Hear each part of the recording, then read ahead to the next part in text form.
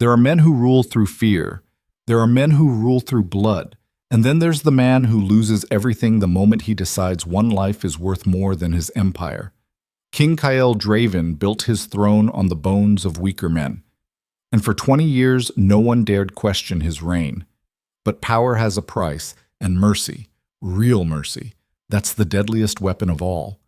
This is the story of an alpha who conquered nations but couldn't conquer his own heart. Stick with me until the end of this saga, hit that like button, and drop your city in the comments. I want to know where my tribe is watching from.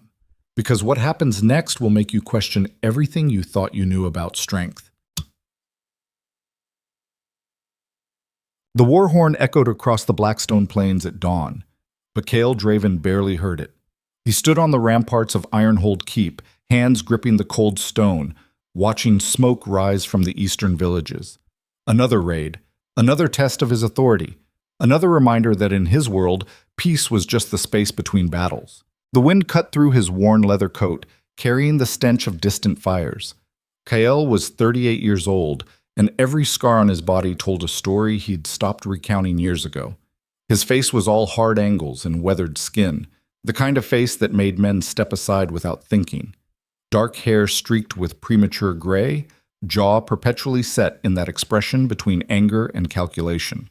His eyes were the color of storm clouds before lightning strikes, gray, cold, unreadable. Commander Jaren appeared at his side, breathing hard from the stairs. The man was loyal to a fault, which in Kael's empire meant he'd survived longer than most. "What's the count?" Kael said without turning.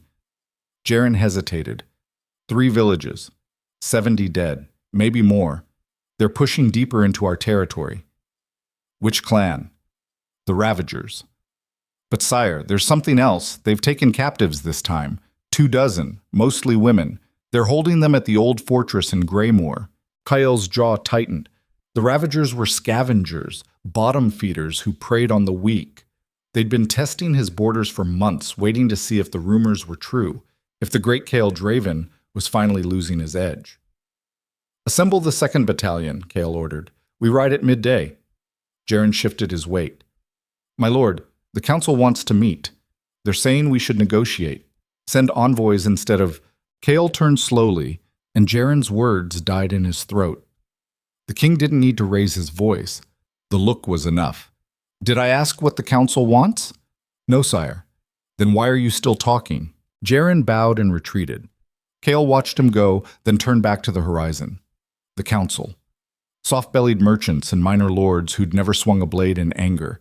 They'd been whispering for months now, saying he was too brutal, too uncompromising, saying the empire needed diplomacy, not more bloodshed. They didn't understand. In the Badlands, diplomacy was what happened after you put a sword to someone's throat. Everything else was just noise. Kael descended the ramparts and crossed the main courtyard. Ironhold was a fortress city, all black stone and iron gates, built to withstand sieges that could last years. His people moved through the streets with purpose. Blacksmiths hammering at forges, merchants hawking dried meat and weapons, children playing war games with wooden swords. This was his empire. Every stone, every life, every drop of blood spilled in its defense. All of it his responsibility. In the throne room, the council was already assembled. 12 men in fine robes, standing in a semicircle before his empty throne. They stopped talking when he entered. Kael didn't sit. He stood at the base of the throne, arms crossed, and waited. Lord Castellan spoke first. He was the eldest, with a white beard that reached his chest and eyes that had seen too many compromises. "Your Majesty, we've received word from the Ravager chieftain. They're willing to negotiate for the prisoner's release." "Negotiate?" Kael repeated flatly. "Yes, my lord. They want gold and safe passage through our northern territories." "In exchange?" "We don't negotiate with scavengers." Another counselor stepped forward. Lord Merrick, younger, ambitious, always calculating. "With respect, Your Majesty, the people are tired. 5 years of constant warfare. The treasury is strained. We've lost thousands of men. Perhaps it's time to consider—" "Consider what?" Kael interrupted. "Weakness. That's what you're selling." "I'm selling survival," Merrick shot back. "Something you might want to think about before you drag us into another pointless—" Kael moved faster than a man his size should have been able to. He closed the distance between them in 3 strides and grabbed Merrick by the throat, lifting him until his feet barely touched the floor. The other counselors gasped and stepped back. Cale's voice was a low growl. You think survival comes from bending the knee, from giving ground every time some pack of dogs starts barking at our borders. You want to know what happens when you show weakness in the Badlands. He released Merrick, who stumbled backward, gasping. They smell it, they circle, and then they tear you apart while you're still trying to explain why you deserve mercy. Cale turned to face the full council. I built this empire with blood and steel. Every man, woman, and child in Ironhold breathes free air because I made hard choices you don't have the stomach for. You want peace. I gave you 20 years of it. But peace isn't a gift. It's something you defend every single day, and the moment you stop defending it, someone stronger takes it from you. Lord Castellan cleared his throat. No one questions your strength, Your Majesty. But strength without wisdom is just... I didn't ask for a lecture. The old man flinched but pressed on. The people need more than a warrior king. They need a leader who can build something lasting, something that survives beyond the next battle. Cale stared at him for a long moment. When he finally spoke, his voice was quiet, almost tired. Dismissed. All of you. The counselors filed out, some faster than others. Merrick was the last to leave, rubbing his throat and shooting Kyle a look that promised future trouble. When they were gone, Cale sank into his throne and closed his eyes. He was so goddamn tired. 20 years. 20 years of holding this empire together through sheer force of will. Every morning he woke up expecting betrayal. Every night he went to bed knowing tomorrow might be the day his enemies finally found the crack in his armor. And now his own people were turning on him. A soft footfall echoed in the empty hall. Kyle opened his eyes to find his steward, Marcus, approaching with a cup of wine.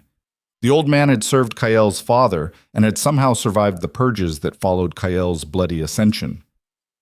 You look like hell, Marcus said, handing him the cup. Feel like it too. The council's not wrong, you know. People are scared. Not of the Ravagers. Of you. Kyle drank deeply. Good. Fear keeps them in line. Fear keeps them obedient. Loyalty keeps them willing to die for you.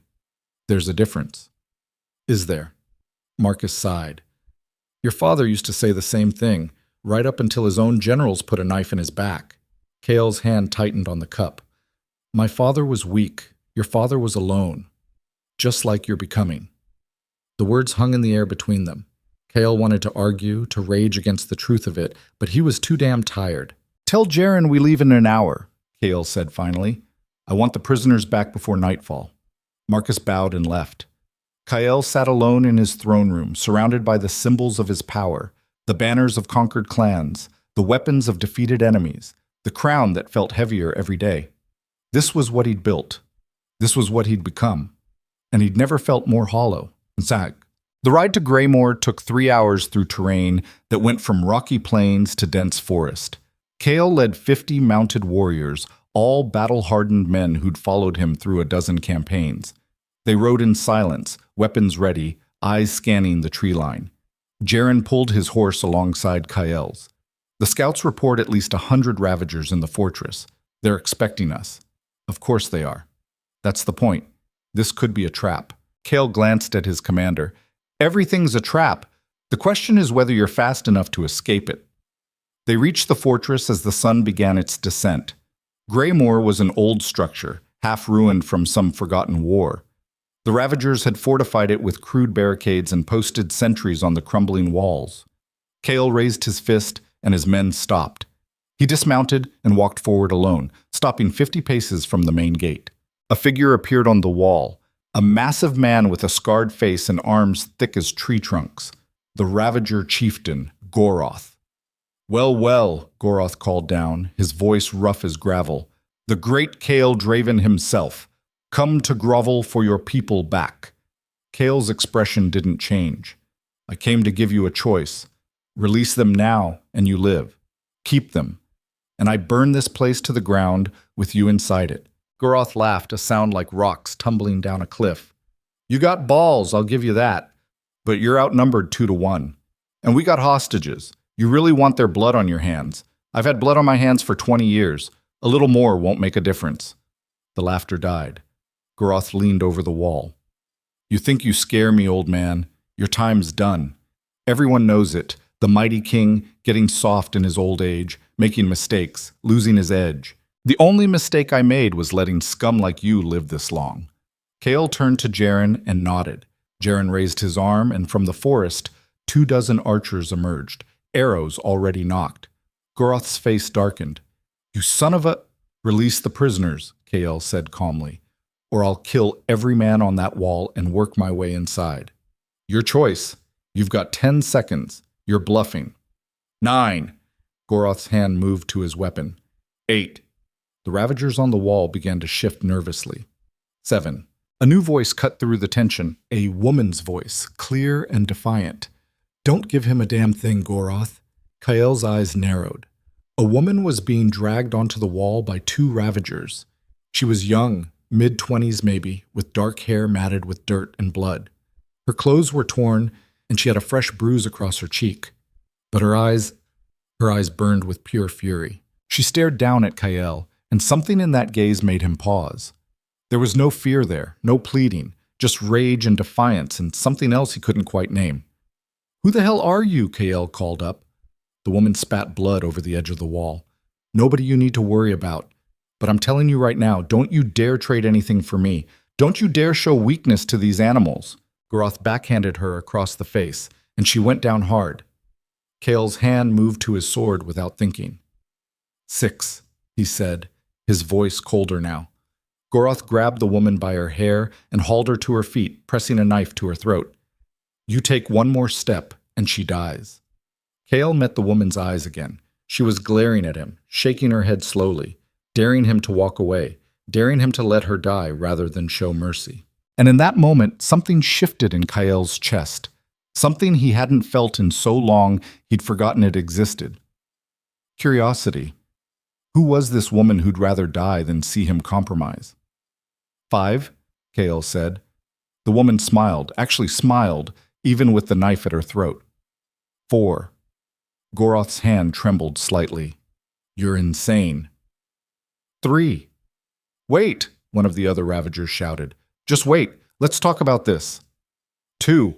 All right, Goroth roared. All right, you win. Take your damn prisoners. Kael held up his hand, and the archers held their draw. Release them. All of them. And throw down your weapons. The gate creaked open, and the captives stumbled out, men and women beaten and terrified. Jaren's men rushed forward to help them, but Kael kept his eyes on the wall, on the woman who was still staring at him with that burning defiance. Goroth shoved her forward. Take this crazy bitch too. She's more trouble than she's worth. The woman was half carried, half dragged down the stairs. As she passed Kael, she stopped and looked up at him. You shouldn't have done this, she said quietly. You just showed them you can be manipulated. Then she collapsed. Kael caught her before she hit the ground. Up close, he could see the full extent of her injuries. Broken ribs, probably. Deep cuts along her arms, bruises everywhere. But she was still conscious, still glaring at him. What's your name? Kael asked. Why do you care? Answer the question. She coughed, and blood flecked her lips. Lyra Vance. And you just made the biggest mistake of your life, King. Then she passed out in his arms. Kael lifted her easily and carried her to his horse. Jaren rode up beside him, frowning. My lord, we should leave her. She's just another— No, Kael said firmly. She comes with us. But that's an order. Jaren fell silent, though confusion was written all over his face. They rode back to Ironhold with the freed prisoners, but Kael's mind was elsewhere. He kept looking down at the unconscious woman cradled against his chest. Lyra Vance. She'd told him he made a mistake. She'd rather have died than see him show weakness. In a world of sycophants and cowards, someone who spoke the truth was rarer than gold, and infinitely more dangerous. 3 days later, Lyra woke up in a bed that was far too soft. Her first instinct was to bolt upright, but pain lanced through her ribs, and she fell back with a gasp. Memories flooded back. The raid on her village, the Ravagers, the fortress, the face of that damn king who'd negotiated for her freedom like she was some helpless damsel. The room was large and well-furnished. Stone walls hung with tapestries, a window looking out over a courtyard, a fire crackling in the hearth. This wasn't a cell. This was a guest chamber. What the hell? The door opened and a woman entered, middle-aged, stern-faced, carrying a tray of food and medicine. She set it down on the table beside the bed and began checking Lyra's bandages without asking permission. "You're awake," the woman said. "Good. You've been out for 3 days." Lyra jerked her arm away. "Where am I?" "Ironhold Keep. The king's personal physician has been tending to you. Your ribs are cracked but not broken. The cuts will scar. I didn't ask for a medical report. I asked where I am." The woman's eyebrow arched. "I just told you." "Ironhold, you're in the king's keep." "Why?" "That's a question for him, not me. Now lie still while I finish these bandages." Lyra grabbed the woman's wrist. "I don't take orders from anyone, especially not here." The door opened again, and Lyra's breath caught. Kael Draven stood in the doorway, filling it completely. In the daylight streaming through the window, he looked even more imposing, tall, broad-shouldered, with that weathered face and those cold gray eyes that seemed to see straight through her. "Leave us," he told the physician. The woman bowed and left quickly. Kael stepped into the room and closed the door behind him. He didn't approach the bed, just stood there, studying her. "You've got questions," he said. "Damn right I do. Starting with why the hell you brought me here instead of leaving me with the others." "You're welcome, by the way." Lyra's jaw clenched. "I didn't ask to be rescued. You would have died. That was my choice." Kael's expression didn't change, but something flickered in his eyes. "You told me I made a mistake." "Why?" The question caught her off guard. She pushed herself up despite the pain, meeting his gaze directly. "Because you did. You showed those animals that you can be controlled, that you'll negotiate, that you'll compromise. Every enemy you have just learned that all they need to do is take hostages and you'll fold. I didn't fold. I gave them a choice and they made it, after you threatened to kill them all, which makes you predictable." Goroth walked away alive, which means he'll tell everyone that the great Kael Draven can be played, and they'll all try it. Kael took a step closer. "You'd rather I let you all die. I'd rather you not put yourself in that position in the first place. But since you did, yes. Better to let us die than show weakness." Kael was silent for a long moment. Then quietly, "You really believe that?" Lyra met his eyes without flinching. "I was a soldier. 3rd Battalion, Northern Frontier. I know how these games work. Mercy is currency, and you just spent yours on people who aren't worth it, including yourself, especially myself." Another long silence. Kael moved to the window, looking out over his empire. When he spoke again, his voice was different, less commanding, more thoughtful. "What happened to your battalion?" Lyra's hands tightened on the blanket. "Ravager raid 6 months ago. They hit us at dawn. Killed everyone except the ones they thought they could ransom. Turned out my commander wasn't willing to pay, so they kept us. Moved us around, used us as leverage whenever they needed it. And you survived. I survived." Kael turned to face her. "Most people in your situation would be grateful, relieved. But you're angry." Lyra's eyes blazed. "You're damn right I'm angry. I spent 6 months watching people die because men like you play politics with lives. I watched my friends starve because some lord decided the cost of rescuing us was too high. And now you bring me here, to this pretty room with soft beds and warm fires, and expect me to be grateful that you saved me. Well, I'm not. I didn't want to be saved. I wanted to be avenged." The words hung in the air between them.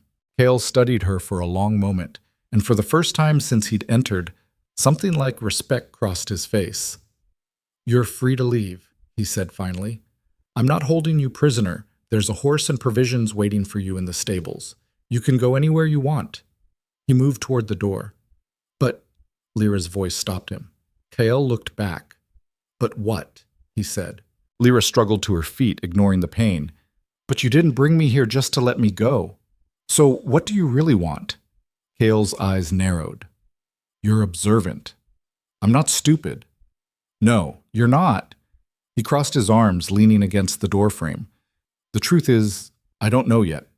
But you said something at Greymore that's been eating at me. You said I made the biggest mistake of my life. I want to know what you meant. I told you. You showed weakness. There's more to it than that. You didn't say I made a mistake. You said the biggest mistake of my life. That's specific." Lyra limped forward until she was standing directly in front of him. Even injured, even half his size, she didn't back down. You want the truth, King? Fine, here it is. You're dying. Kale's expression flickered. Not literally, but your empire is. I saw it in your eyes at Greymore. You're exhausted, you're alone, and everyone around you knows it. They're just waiting for you to fall so they can tear apart what's left. That's why rescuing us was a mistake. Not because it showed mercy, because it showed hesitation, and in your world, hesitation is death. She took a ragged breath. You've built everything on fear and strength, but fear only works until someone stops being afraid, and strength only works until you meet someone stronger. You need something else, something you don't have, and until you find it, every decision you make just brings you closer to the end. The room fell absolutely silent. Kale stared at her, and for the first time in longer than he could remember, someone had rendered him speechless. Finally, he spoke, his voice barely above a whisper. What do I need? Lyra smiled, though there was no humor in it. How the hell should I know? I'm just a broken soldier who should have died 6 months ago. She turned and limped back to the bed, lowering herself carefully. But I'll tell you this, whatever it is, you're not going to find it on a throne surrounded by people who fear you. You're not going to find it in another battle or another conquest, and you're definitely not going to find it by saving people like me. Kale remained in the doorway, his mind racing. 20 years of blood and steel and absolute control, and this woman, this broken, defiant, impossible woman, had just torn apart everything he thought he knew in 5 minutes of brutal honesty. He should have been angry, should have thrown her out, should have proven her wrong. Instead, he asked the question that would change everything. Stay. Lyra's head snapped up. What? Stay here at Ironhold, not as a prisoner, as... He paused, searching for the right words. As someone who tells me the truth. Lyra stared at him. You want me to be what? Your advisor, your truth teller, your conscience. I don't know what I want, but I know I need to hear more of what you just said. Why? Kale's jaw tightened. Because everyone else is afraid to say it. The silence stretched between them, heavy with possibility and danger. Finally, Lyra spoke. If I stay, I'm not your servant. I'm not your subject. I answer to no one. Agreed. And I'll tell you exactly what I think, whenever I think it, whether you want to hear it or not. I'm counting on it. And the moment I think you're using me for some political game, I'm gone. Fair enough. Lyra studied him, searching his face for deception, for manipulation, for any sign that this was just another power play. But all she saw was a man who was just as broken as she was. Fine, she said finally. I'll stay. For now. Kale nodded and turned to leave. At the door, he paused. Lyra. She looked up. Thank you. He left before she could respond. Word spread fast through Ironhold. The king had brought a woman back from Greymore. Not just any woman, a soldier, a commoner, someone who'd been a prisoner of the Ravagers. And he'd given her a room in the keep, a position at court. The council was in an uproar. Lord Merrick paced the council chamber, his face red with rage. This is madness.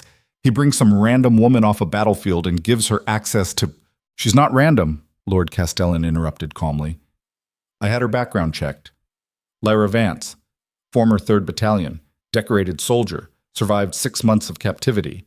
She's no fool. That doesn't give her the right to advise the king, another counselor protested. She has no title, no training in statecraft, no... She has something none of us have, a quiet voice said from the corner. They all turned to find Marcus standing there, arms crossed. She has his attention, the old steward continued. And whether you like it or not, that makes her more powerful than any of you. Merrick's hands clenched into fists. This is exactly the kind of distraction we've been worried about. He's losing focus, getting sentimental. If we don't act... Act how? Marcus said coldly. Openly defy him. That worked so well for you last time. The room fell silent, remembering Merrick's bruised throat. The woman is a liability, Merrick said finally. Mark my words, she'll be his downfall. Maybe, Marcus said quietly, or maybe she'll be the only thing that saves him. He left the counselors to their scheming. Over the next 2 weeks, an uneasy routine developed. Lyra recovered slowly, spending her days walking the keep, observing, asking questions. Kyle found himself seeking her out more and more, asking her opinion on matters of state, tactics, even personal decisions. Their conversations were unlike anything Kyle had experienced. Lyra didn't flatter him, didn't defer to him, didn't soften her words or dance around difficult truths. She was blunt, sharp, and completely unafraid. It was intoxicating. One evening, Kyle found her on the eastern ramparts, watching the sunset. He approached quietly, but she heard him anyway. "You walk loud for a king," she said without turning. "Years of heavy armor." She glanced at him. "You're not wearing armor now. Old habits." They stood in silence for a moment, watching the sky turn from gold to red. "Your council hates me," Lyra said. "I know. They think I'm manipulating you." "Are you?" She turned to face him fully. "If I wanted to manipulate you, you wouldn't know it." Kyle almost smiled. "That's not as reassuring as you think it is. I'm not here to reassure you." "No, you're here to tell me uncomfortable truths." Lyra's expression softened slightly. "Someone has to." Kale leaned against the stone wall. "What's today's uncomfortable truth?" She hesitated, then spoke carefully. "You're building your entire legacy on being untouchable, unbeatable. But everyone falls eventually. The question is what you leave behind when you do. More wisdom, more observation. I've been watching you. You command absolute loyalty through fear, but the second you're gone, this whole thing collapses. Because there's nothing holding it together except you. That's the nature of power. No, that's the nature of tyranny. Power creates systems. Tyranny creates dependence." Kael's eyes narrowed. "You think I'm a tyrant. I think you're terrified of being anything else." The words hit harder than any blade. Kael pushed off from the wall, anger flashing across his face. "You don't know, I know you're alone," Lyra cut him off. "I know you trust no one.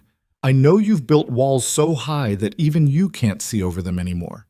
And I know that every day you wake up expecting betrayal because you've spent 20 years making sure everyone around you is too afraid to be honest with you." She stepped closer. "You asked me to tell you the truth.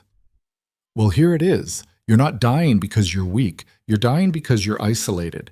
And until you let someone in, really in, you'll keep making the same mistakes until one of them finally kills you." Kale stared at her, chest heaving. Then he did something that shocked them both. He laughed. Not a bitter laugh. Not a sarcastic laugh. A real, genuine laugh that echoed across the ramparts. "God, you're dangerous," he said finally. Lyra's lips quirked into a small smile. "I warned you." They stood there, the tension slowly draining from the moment, replaced by something else. Something neither of them wanted to name. Finally, Kyle spoke quietly. "My father died alone. His own men turned on him because he trusted the wrong people. I swore I'd never make that mistake. So you trusted no one." "Exactly. And how's that working out for you?" Kyle met her eyes. "Not well." Lyra nodded slowly. "Then maybe it's time to try something different." The sun had fully set now, leaving them in the gathering darkness. "What would you suggest?" Kyle asked. "Start small. One person. Let them see the man instead of the king." She held his gaze. Just one. The implications hung unspoken between them. Kale's hand moved unconsciously toward hers, stopping inches away. "That's a dangerous proposition," he said quietly. "Everything worth doing is." Their fingers touched. Just barely. Just enough. And in that moment, in the darkness on the ramparts, something shifted, something that would change the fate of an empire. But before either of them could speak, Jaren came running up the stairs, breathless. "My lord, we have a problem." Kyle pulled his hand back. "What is it?" "The Ravagers. They've raided 3 more villages, and this time—" Jaren's eyes flicked to Lyra, uncertain. "This time what?" Kale demanded. "They left a message carved into the town square. It says, 'The king's mercy is his weakness. We're coming for everything he loves.'" Kale's blood went cold. How many dead? 50, maybe more. They're moving faster now, bolder. Lyra's voice cut through the tension. "This is because of Greymore. They saw you hesitate, and now they're testing how far they can push." Kale didn't answer. His mind was already racing through tactics, strategies, responses. "Assemble the full force," he told Jaren. "We ride at dawn." "My lord, that will leave Ironhold defenseless. Then post guards on every wall. But I'm not letting this stand." Jaren bowed and left. Kale turned back to Lyra. "You should stay here, where it's safe." Her eyes flashed. "I'm coming with you." "No, you don't give me orders, remember? This is different. If they're targeting the things I care about."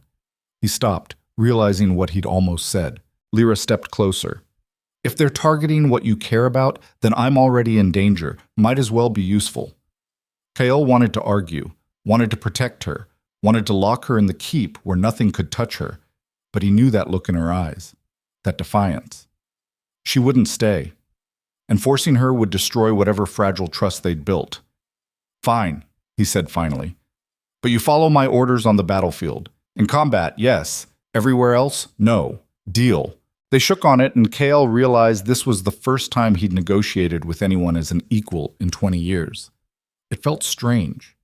It felt right. As Lyra walked away to prepare, Kael stood alone on the ramparts, staring out at the darkness. Somewhere out there, his enemies were gathering, testing, probing for weakness. And they'd found it, because for the first time in his life, Kael Draven had something to lose. The army moved out before dawn, 500 riders armed for war. Kael led from the front, his black warhorse cutting through the morning mist like a blade through silk. To his right rode Jaren, grim-faced and silent. To his left, against every instinct screaming at him to keep her safe in the fortress, rode Lyra. She sat the horse like she'd been born to it, spine straight, eyes forward. She'd refused the fine armor offered by the quartermaster, instead wearing the patched leather and chainmail of a common soldier. Her hair was tied back in a warrior's braid, and at her hip hung a short sword that looked well used. Kael had tried one last time that morning to convince her to stay behind. Her response had been simple: "Try to stop me and find out what happens." So here they were, riding toward battle, and Kael couldn't shake the feeling that everything was about to change in ways he couldn't predict or control. The thing about power that most men never understand is this: true strength isn't about domination. It's about knowing when to hold tight and when to let go. Kael had spent 2 decades gripping his empire with iron fists, never yielding, never bending.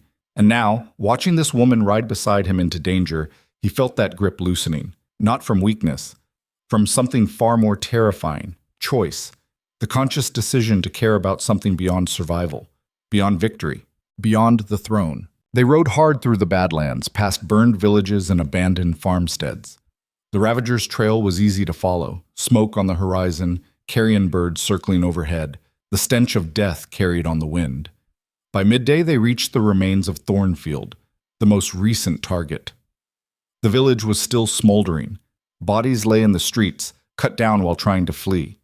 Children, old people, anyone too slow to run. Kael dismounted and walked through the destruction, his face carved from stone. Jaren stayed close, hand on his sword, watching for ambush. Lyra moved among the dead, checking for survivors with the practiced efficiency of someone who'd done this before. "My lord," one of the scouts called out, "we found something." Kael followed him to the town square. There, carved deep into the wooden pillar that had once held the village bell, was the message Jaren had mentioned. "The king's mercy is his weakness. We're coming for everything he loves." But beneath it, freshly cut, was something new. Starting with her. Kael's blood turned to ice. Jaren was beside him instantly. "It's a trap, my lord. They want you angry, want you making mistakes." Kael's jaw clenched so hard his teeth ached. He knew it was a trap. Of course it was a trap. But knowing didn't make it any easier to ignore the rage building in his chest. Lyra appeared at his other side, reading the message. Her expression didn't change. "Well," she said quietly, "that didn't take long."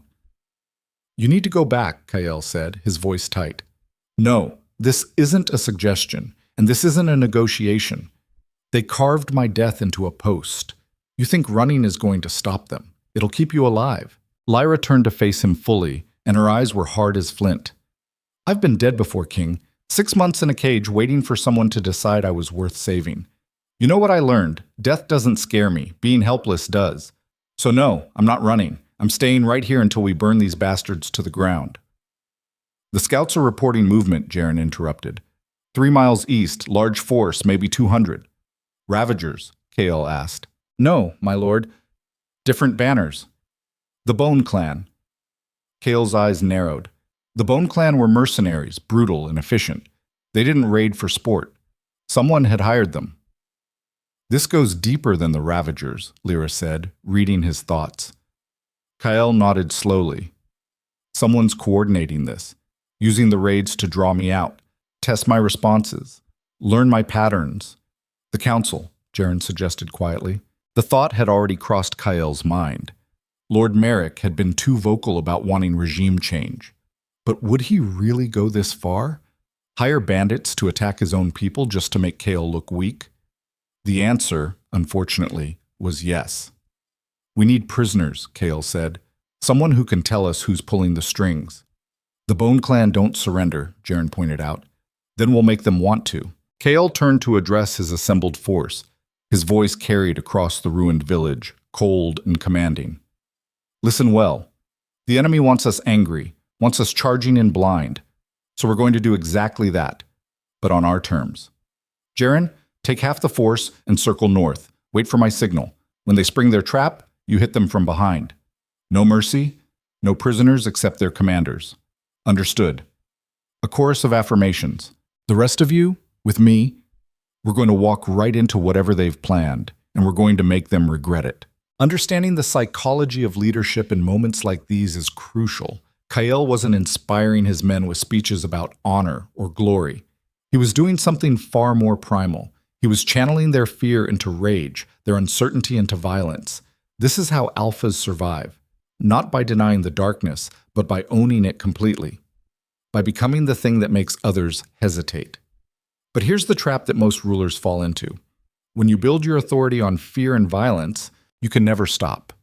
The moment you hesitate, the moment you show mercy, everyone starts wondering if you've lost your edge.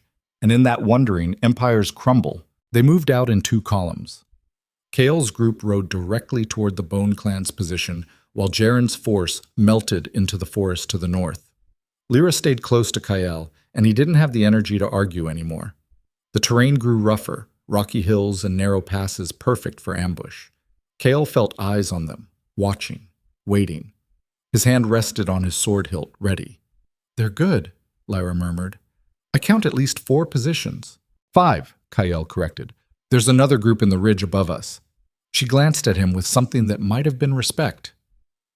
You've done this before. Once or twice. The attack came without warning. Arrows rained down from 3 sides, and the Bone Clan warriors charged from concealed positions. But Kael had been expecting it.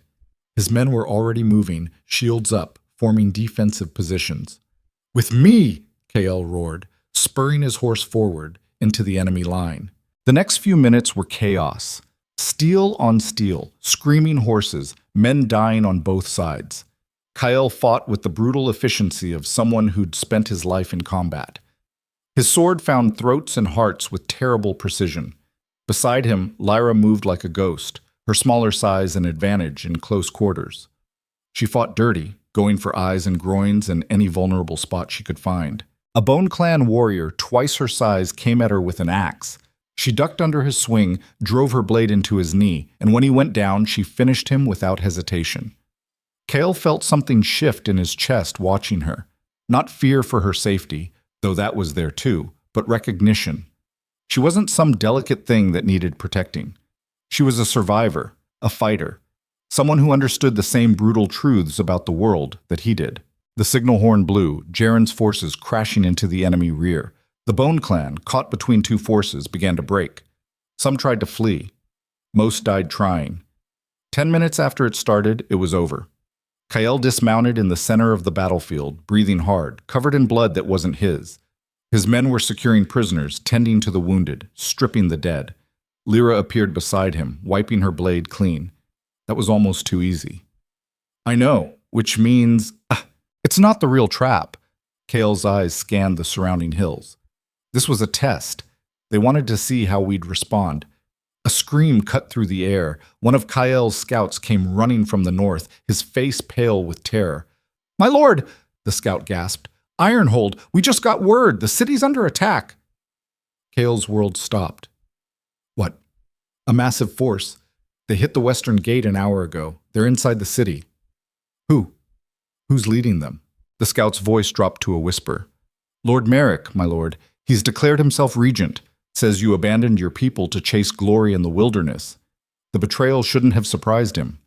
But it did. After 20 years, after everything he'd built, his own council had turned on him. Jaren was beside him now, fury written across his face. We ride back now. We can retake the city by nightfall. No, Lyra said quietly. Both men turned to stare at her. Think about it, she continued. They drew you out here, made you commit your forces to this battle. Now while you're miles away, they take the capital. If you ride back now, exhausted, outnumbered, you're playing into their hands. Then what do you suggest? Kael's voice was dangerous. You do what they don't expect. You don't go back. That's my city, my people. And they're counting on you thinking like that. They know you. Know you'll charge in to save them, and when you do, they'll cut you down. Kael's hand tightened on his sword. So I just abandoned them. No, you make them come to you. The silence stretched. Every man within earshot was watching now. Jaren spoke carefully. My lord, if we don't return, Merrick consolidates power. By tomorrow, he'll have the full council backing him. The city guard, everything. Let him have it, Lyra said. Let him think he's won. Meanwhile, you go to the one place he can't follow. Where? Kael demanded. The Old Kingdom, the Northern Territories, the clans that haven't bent the knee to anyone in 100 years. You want to retake your throne, you're going to need allies, real ones, not politicians and merchants, but warriors. She's talking about the Frostborn, Jaren breathed. My lord, they hate us. They've been raiding our borders for years. Because you've been trying to conquer them, Lyra shot back. Maybe it's time to try something different. Kael stared at her, the audacity of it, the sheer impossibility. Marching into the frozen north, seeking alliance with people who'd spent decades resisting his rule. But the alternative was riding into a trap that would get him and all his men killed. Here's what separates true leaders from pretenders. The ability to abandon everything you've built when the foundation cracks. Lesser men cling to power even as it slips through their fingers, making desperate plays that only accelerate their downfall. But the truly dangerous ones, the ones who survive and come back stronger, they know when to walk away, when to let the empire burn so they can rebuild it from ashes. Kael stood at that crossroads now, every instinct screaming at him to ride back and defend what was his. But Lyra was right. Charging in wasn't strength, it was pride. And pride was just another word for suicide. How long? Kael asked quietly. Lyra met his eyes. To reach the Frostborn. 3 days hard riding. To convince them. Could be minutes. Could be never. To gather enough force to retake Ironhold. 2 weeks, minimum. 2 weeks, Jaren repeated. My lord, in 2 weeks Merrick will have executed anyone loyal to you. The city will be fortified. We'll be fighting our own people. Then we better make sure the Frostborn say yes. Kael turned to address his men. Every one of them was watching, waiting for orders. Some looked uncertain. Some looked ready to mutiny. But most just looked tired. Today we were betrayed, Kael said, his voice carrying across the blood-soaked ground.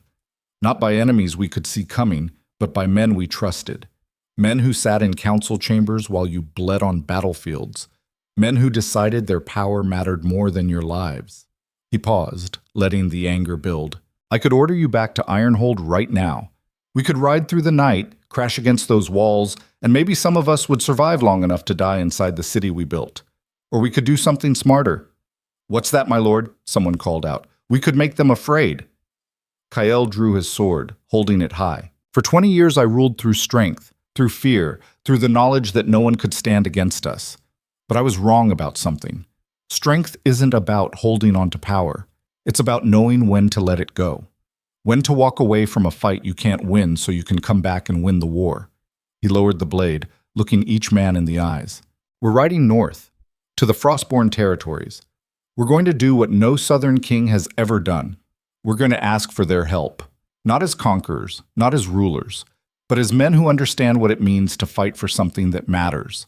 And when we come back, we're going to take everything that's ours, not because we have the right, because we earned it. The silence that followed was absolute. Then, slowly, one man raised his fist, then another, then 10, then 50. "For the king," someone shouted. "For the king," the cry spread through the ranks. Kyle nodded once, then turned to Jaren. "Send runners to any garrison still loyal. Tell them to hold positions but don't engage. We're coming back, but not yet. And Ironhold, tell them nothing. Let Merrick think we're scattered. Let him get comfortable." Jaren hesitated, then bowed. "Yes, my lord." As the camp mobilized, Lyra approached Kyle. That was good. The speech. It was the truth. Even better. They stood together in the fading light, watching the men prepare for the long ride north. "You realize this might not work," Lyra said quietly. "The Frostborn might kill us on sight." "I know, and even if they don't, convincing them to fight for you is nearly impossible." "I know that too, so why do it?" Kyle looked at her, really looked at her. At this woman who'd walked into his life 2 weeks ago and turned everything upside down. This woman who'd rather die than see him weak. This woman who was willing to walk into the frozen north with him on nothing but faith that he might be capable of change. "Because you're right," he said simply. "I've been holding on to the Empire so tight I forgot what I was holding it for. Maybe it's time to find out if there's anything underneath the throne worth saving." Lyra's expression softened. "That's the smartest thing I've heard you say. Don't get used to it. Too late." Their hands found each other in the gathering darkness. Just for a moment. Just long enough. Then Kyle pulled away and began issuing orders, and the moment passed. But something had been decided. Some line had been crossed, and they both knew there was no going back. The ride north took 3 days through terrain that grew progressively more hostile. The warm plains of the Badlands gave way to rocky foothills, then dense pine forests, then finally the snow-capped mountains that marked the edge of Frostborn territory. Kael's force had been reduced to 200 men, enough to show strength, not so many that they looked like an invasion. The rest had been dispatched to rally loyalists and secure supply lines. By the third night, they were deep in the mountains. The temperature had dropped below freezing, and snow fell in thick curtains. Men huddled around fires, armor clanking as they shivered. Kale stood at the edge of camp, looking out at the darkness. Somewhere out there, the Frostborn were watching. He could feel it. "They know we're here," Lyra said, appearing beside him wrapped in furs. "Have for a day now. Why haven't they attacked?" "Good question. Maybe they're curious. Or maybe they're letting the cold do their work for them." Lyra stamped her feet, trying to keep warm. "Tell me about them." "The Frostborn." Kale was silent for a moment, remembering. "They're older than the Empire. Older than recorded history, some say. They live by a code most Southerners would call barbaric, strength above all, honor in combat, loyalty to clan before anything else. My father tried to conquer them twice, lost a third of his army each time. But you haven't tried." "No. I learned from his mistakes. You can't conquer people who'd rather die free than live under another's rule. So what makes you think they'll help you now?" "Because I'm not asking them to bow. I'm asking them to fight beside me." "There's a difference." "Is there? You're still trying to use them for your own ends." Kale's jaw tightened. "Maybe. Or maybe I'm finally learning that some things are bigger than my throne." The sound of footsteps in snow made them both turn. A figure emerged from the darkness. A Frostborn warrior, tall and broad, covered in furs and tribal markings. He carried no visible weapons, but Kyle had no doubt there were blades hidden beneath those furs. The warrior stopped 10 paces away and studied them with eyes the color of ice. "Kyle Draven," the warrior said, his accent thick but understandable.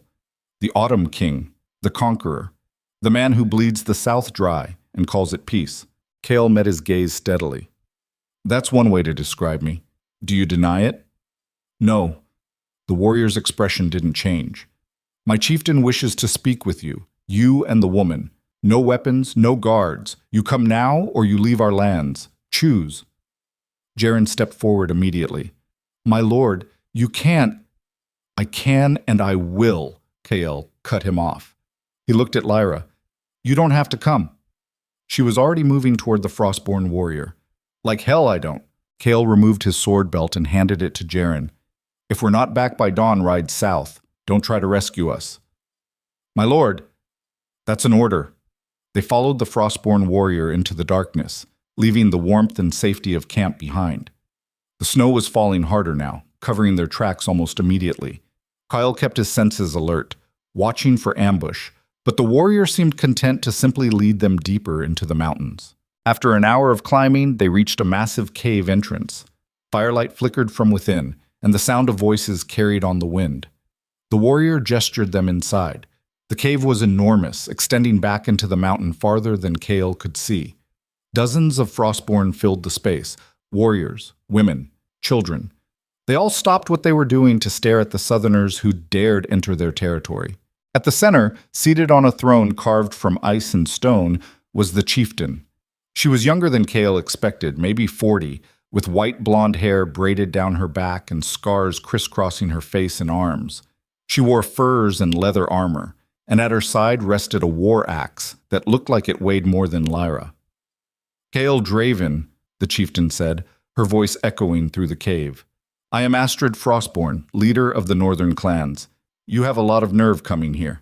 Kyle bowed, not in submission, but in respect. "Chieftain Astrid, thank you for agreeing to meet with us. I didn't agree to anything. My scouts dragged you here because I was curious to see what kind of fool walks into our territory asking for favors. I'm not asking for favors. I'm proposing an alliance." Laughter rippled through the assembled Frostborn. Astrid leaned forward. "An alliance. Between the man who spent 2 decades trying to expand his empire north and the people who've bled to stop him. Tell me, King, why would we ever ally with you? Because we have a common enemy. The South is our enemy." "No. Tyrants are your enemy. Men who rule through fear and oppression. Men who'd rather burn the world than share power." "Like you," Astrid said coldly. The words hit like a physical blow, because she was right. Everything she said, Kyle had done. Every accusation, justified. "Yes," Kyle said quietly. "Like me. Or like I was." The cave went silent. Kyle continued, his voice steady.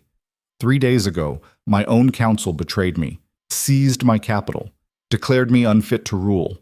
They did it because they saw weakness. Because for the first time in 20 years, I showed mercy. I chose to save lives instead of making examples. And they saw that as failure. He looked around at the assembled Frostborn. "You're right to hate me. I've given you every reason to. But the men who've taken my throne, they're worse. They don't even have principles they're breaking. They just want power, and they'll do anything to keep it. If I fall, they come north next, and they won't ask for alliances. They'll bring armies." Astrid's expression remained neutral. "So you want us to fight your war for you?" "No, I want us to fight our war together. We don't have a war. Not yet. But you will. Men like Merrick don't stop at borders. They expand until something stops them. I'm offering to be that something, with your help. And what do we get in return? Recognition, treaties. The northern territories remain yours with no interference from the south. Trade agreements?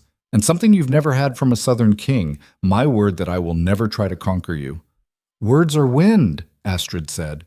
"Then judge me by my actions. I walked into your territory unarmed. I brought 200 men when I could have brought 2,000. I'm not here as a conqueror. I'm here as a man asking for help." Lyra stepped forward. "May I speak, chieftain?" Astrid's eyes shifted to her. "Who are you? No one important, just someone who's watched this man for the past few weeks. And I'll tell you what I've learned." "This should be interesting," Astrid said. Lyra's voice was clear and strong. "He's everything you think he is. Brutal, uncompromising, probably responsible for more deaths than he can count. But he's also something you don't expect.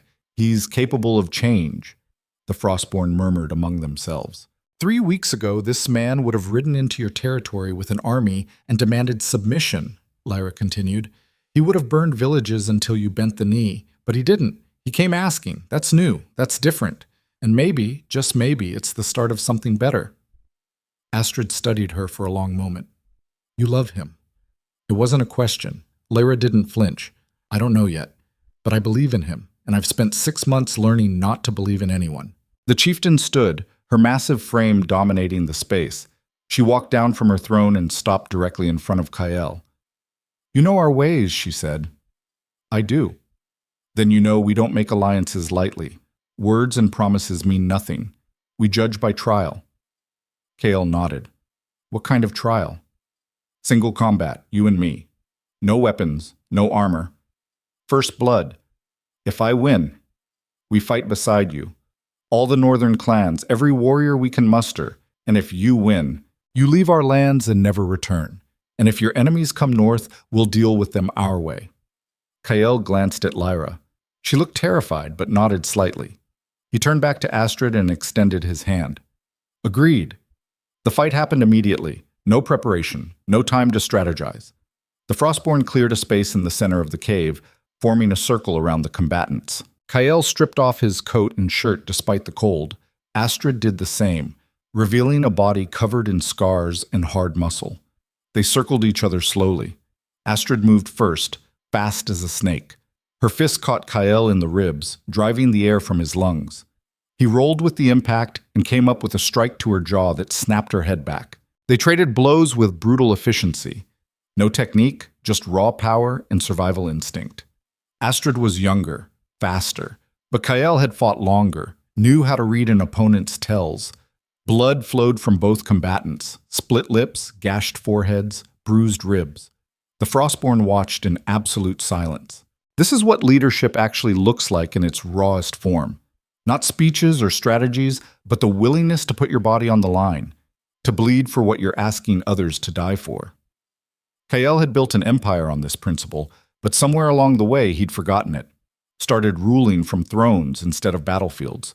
Started sending men to fight wars instead of leading them. This moment, bleeding and desperate in a cave at the edge of the world, this was him remembering what it meant to be a true alpha. Not the man who sits in safety while others sacrifice, but the man who risks everything first. Astrid caught him with a knee to the stomach that doubled him over. She moved in for the finish. Kael grabbed her ankle and twisted. She went down hard and he followed, getting his arm around her throat in a chokehold. Astrid bucked and thrashed, but Kael held on, not trying to kill her, just waiting for the tap. The surrender, it didn't come. Her hand fumbled at his arm, found the pressure point in his elbow, and suddenly Kael's grip went slack. Astrid rolled free and came up in a crouch. They stared at each other, both bleeding, both gasping for air. Then Astrid smiled. She walked forward and drove her fist one more time into Kael's chest. Not hard enough to injure, but hard enough to draw blood from an earlier cut. First blood, she said. Kael looked down at the fresh blood on his skin, then back up at Astrid, and started laughing. It began as a chuckle, but grew into full, genuine laughter that echoed through the cave. Astrid joined in, then the other Frostborn, until the entire space rang with it. You fight well for a southerner, Astrid said, extending her hand. Kael took it and let her pull him to his feet. You fight well for someone who just agreed to help me. Astrid's smile widened. Did I agree to that? First blood means I lost, which means you set the terms. True. But I like your woman's words. About change. About believing in people. She turned to address her people. The southerner lost the trial. By our laws, he should leave. But our laws also say that bravery deserves recognition. And any man who walks unarmed into our territory asking for help instead of demanding submission, that's brave. Maybe brave enough to deserve a chance. She looked back at Kael. We'll fight with you. Not because you won, because you were willing to lose. That's a kind of strength we respect. The Frostborn erupted in approval, weapons clashing against shields. Kael felt something break loose in his chest. Relief, gratitude, hope. Lyra was beside him instantly, checking his injuries. You're an idiot, she said, but there were tears in her eyes. Probably, he agreed. That night, the Frostborn hosted a feast in honor of the new alliance. Meat and mead flowed freely, and for the first time in weeks, Kael felt the weight lift slightly from his shoulders. He sat with Astrid, discussing strategy. Lyra sat nearby, watching the Frostborn children play war games and looking more relaxed than he'd ever seen her. 2 weeks, Astrid was saying. We can have 3,000 warriors ready to march, that fast. We're always ready for war. It's what we do. Kael nodded. We'll need siege equipment. Ironhold's walls were built to withstand. We don't do sieges, Astrid interrupted. We hit fast and hard. Break through the walls or go over them. Long battles are for southerners who like to count their supply wagons. Despite himself, Kael smiled. I think I'm going to enjoy working with you. Don't get too comfortable. Once we take your city back, we go home. This is an alliance, not a conquest. Understood. Astrid leaned back, studying him. Can I ask you something? Of course. The woman, Lyra. What is she to you? Kale looked across the fire at Lyra.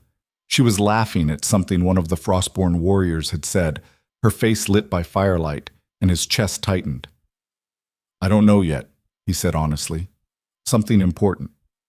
Be careful with important things. They make you vulnerable. I'm learning that. Good. Vulnerability is how you know you're alive. Later, when the feast had died down and most of the Frostborn had gone to sleep, Kael found Lyra standing at the cave entrance, looking out at the snow. Can't sleep, he asked. Too much on my mind. He stood beside her. We did it. We got the alliance. You did it. I just stood there looking pretty. Kael snorted. Is that what you call it? She elbowed him gently in the ribs, then winced as he did the same. They stood in comfortable silence, watching the snow fall. What happens when we take Ironhold back? Lyra asked quietly. We rebuild. Make it better. And Merrick, the council. Kael's jaw tightened. They face justice, which means execution. Probably. Lyra nodded slowly. And then what? You go back to ruling the same way you did before, through fear and strength and keeping everyone at arm's length. No, Kael said firmly. That's done. I see that now. Do you really? Or are you just saying what you think I want to hear? He turned to face her fully. Lyra, 3 weeks ago I would have killed Merrick the moment he questioned me, would have crushed the Frostborn without a second thought, would have ruled alone because that's the only way I knew how. But you were right. That path leads nowhere but isolation and eventually death. So no, I'm not going back to that. I'm building something different. With me. It wasn't a question, but Kael answered anyway. Yes, with you, if you'll stay. Lyra looked up at him, and for the first time he saw real fear in her eyes. What if I can't? What if I'm not built for courts and politics and whatever comes after this? Then we'll figure it out together. You make it sound so simple. It is simple. Everything else is complicated, but this, what's between us, it's the simplest thing in the world. He cupped her face gently, thumbs brushing away tears she probably didn't know she was crying. I spent 20 years afraid to let anyone in, Kael said quietly, afraid that caring about someone would make me weak. But I was wrong. You don't make me weak. You make me want to be better. And that's worth more than any throne. Lyra's hands came up to cover his. You're going to break my heart, King. Probably. But I'll put it back together after. Promise. Promise. They kissed then, there at the edge of the world, surrounded by snow and stone and the promise of war to come. It was desperate and gentle and fierce all at once, two broken people finding something whole in each other. When they finally pulled apart, Lyra was smiling. We should get some sleep, she said. Big day tomorrow. Marching to war. Taking back your throne. Our throne, Kael corrected. Lyra's eyes widened slightly. Kael, I can't. Yes, you can. You're the reason I'm still standing. The reason I didn't ride into Merrick's trap. The reason I came here instead of throwing everything away on pride. You're not just some advisor or companion. You're my equal. And when we take Ironhold back, everyone's going to know it. The words hung between them, carrying weight neither had expected. Finally, Lyra spoke. You really mean that, every word. She kissed him again, softer this time. Then let's go get your city back. They returned to the cave and slept that night wrapped in furs, holding on to each other like anchors in a storm. For the first time in longer than either could remember, they felt safe. But in Ironhold, 300 miles south, Lord Merrick sat on Kael's throne and plotted his former king's permanent end. He'd sent assassins north, hired the best killers gold could buy, given them one simple instruction, bring back Kael Draven's head. And as dawn broke over the mountains, those assassins were already moving into position, weapons drawn, eyes locked on the cave where Kael and Lyra slept. The trap was about to spring, and this time there would be no escape. The assassins struck an hour before dawn when the world was at its darkest and most vulnerable. Kyle woke to the sound of steel scraping against stone and the wet gurgle of a frostborn sentry dying quietly. His hand went instinctively to where his sword should have been, found nothing, and in that half-second of disorientation he understood how badly he'd miscalculated. He'd walked into frostborn territory unarmed as a gesture of trust. Noble. Stupid. And now men were dying because of it. Lyra was already moving beside him, rolling from the furs with a blade she'd hidden somewhere he hadn't noticed. The woman slept armed even among allies. Smart. How many? She whispered. Kyle listened, counted footsteps, breathing patterns, the slight whistle of drawn blades cutting cold air. At least a dozen. Professionals. Moving through the cave with the kind of precision that came from years of killing for money. Too many, he said. We need to warn. The scream cut him off. A frostborn woman's voice, high and sharp, then suddenly silent. Chaos erupted throughout the cave. Warriors stumbling from sleep, reaching for weapons, trying to organize against an enemy already among them. Kale grabbed Lyra's arm. Stay behind me. Her eyes flashed in the darkness. Like hell. Then stay alive. They moved toward the main chamber where the sounds of combat were intensifying. Kael scooped up a fallen frostborn's axe, the weight unfamiliar in his hands but better than nothing. Around them, the cave had become a slaughterhouse. Assassins in dark clothes moved like shadows, throats opening, bodies falling. Here's what most people don't understand about leadership in crisis. It's not about grand strategies or inspiring speeches. It's about the immediate. The next breath. The next decision. Every second you spend thinking is a second someone dies. Kyle had built his empire on this understanding, moving through battlefields with the kind of instinctual clarity that separated survivors from corpses. But this was different. These weren't his men dying. These were allies he'd just won. People who'd agreed to fight for him based on trust. And now that trust was being repaid in blood. Astrid emerged from a side passage, her war axe already painted red. Her eyes found Kyle's, and in them he saw not accusation but cold assessment. Your enemies found you fast, she said, splitting an assassin's skull without breaking stride. They were already looking. An assassin came at Kyle from the shadows, blade aimed for his throat. He caught the strike on the axe haft, twisted, and brought the blade down across the man's collarbone. The assassin went down hard, but two more replaced him immediately. Lyra moved like water, her smaller blade finding gaps in armor with surgical precision. She fought dirty, going for eyes and groins and any soft target she could reach. An assassin twice her size caught her by the throat and slammed her against the cave wall hard enough to crack stone. Kyle's vision went red. He threw his axe end over end into the assassin's back, then closed the distance and finished the job with his bare hands. Breaking the man's neck felt good, too good. That old familiar rage rising up, that part of him that had ruled through violence for so long. Lyra coughed blood and pushed herself off the wall. I'm fine, you're not. I said I'm fine, I said. The battle lasted 10 brutal minutes. When it ended, 17 Frostborn were dead, and twice that many wounded. The assassins had been wiped out to the last man, but the damage was done. Astrid stood in the center of the carnage, blood dripping from her axe, her face carved from stone. She walked slowly to where Kyle stood checking Lyra's injuries. Explain, Astrid said quietly. That one word carrying more threat than 100 shouted curses. Kale straightened. Merrick sent them. Had to be. Your enemies followed you to our home, got past our scouts, killed our people. I didn't know. You brought death to our door, King, after we agreed to help you, after we honored you with alliance. The other Frostborn were gathering now, weapons still drawn, eyes hard. The mood had shifted from celebration to something far more dangerous. This is exactly what I warned against, one of the warriors said. Southerners bring nothing but blood and betrayal. We should kill them both, another growled. Send their heads back south as a message. Kyle felt Lyra tense beside him, ready to fight even though they were hopelessly outnumbered. He put a hand on her arm. No. He stepped forward, putting himself between Lyra and the assembled Frostborn. When he spoke, his voice carried the weight of command even though he had no authority here. You're right, he said simply. I brought this to your door. I didn't know they'd followed me, but that doesn't matter. Your people are dead because of me, so if blood is owed, take it from me. But let her go. She had nothing to do with this. Kyle, Lyra hissed behind him. He ignored her, keeping his eyes on Astrid. 1 life for 17. Bad math, but it's all I can offer. Astrid studied him for a long moment. The cave had gone absolutely silent, every Frostborn waiting for their chieftain's judgment.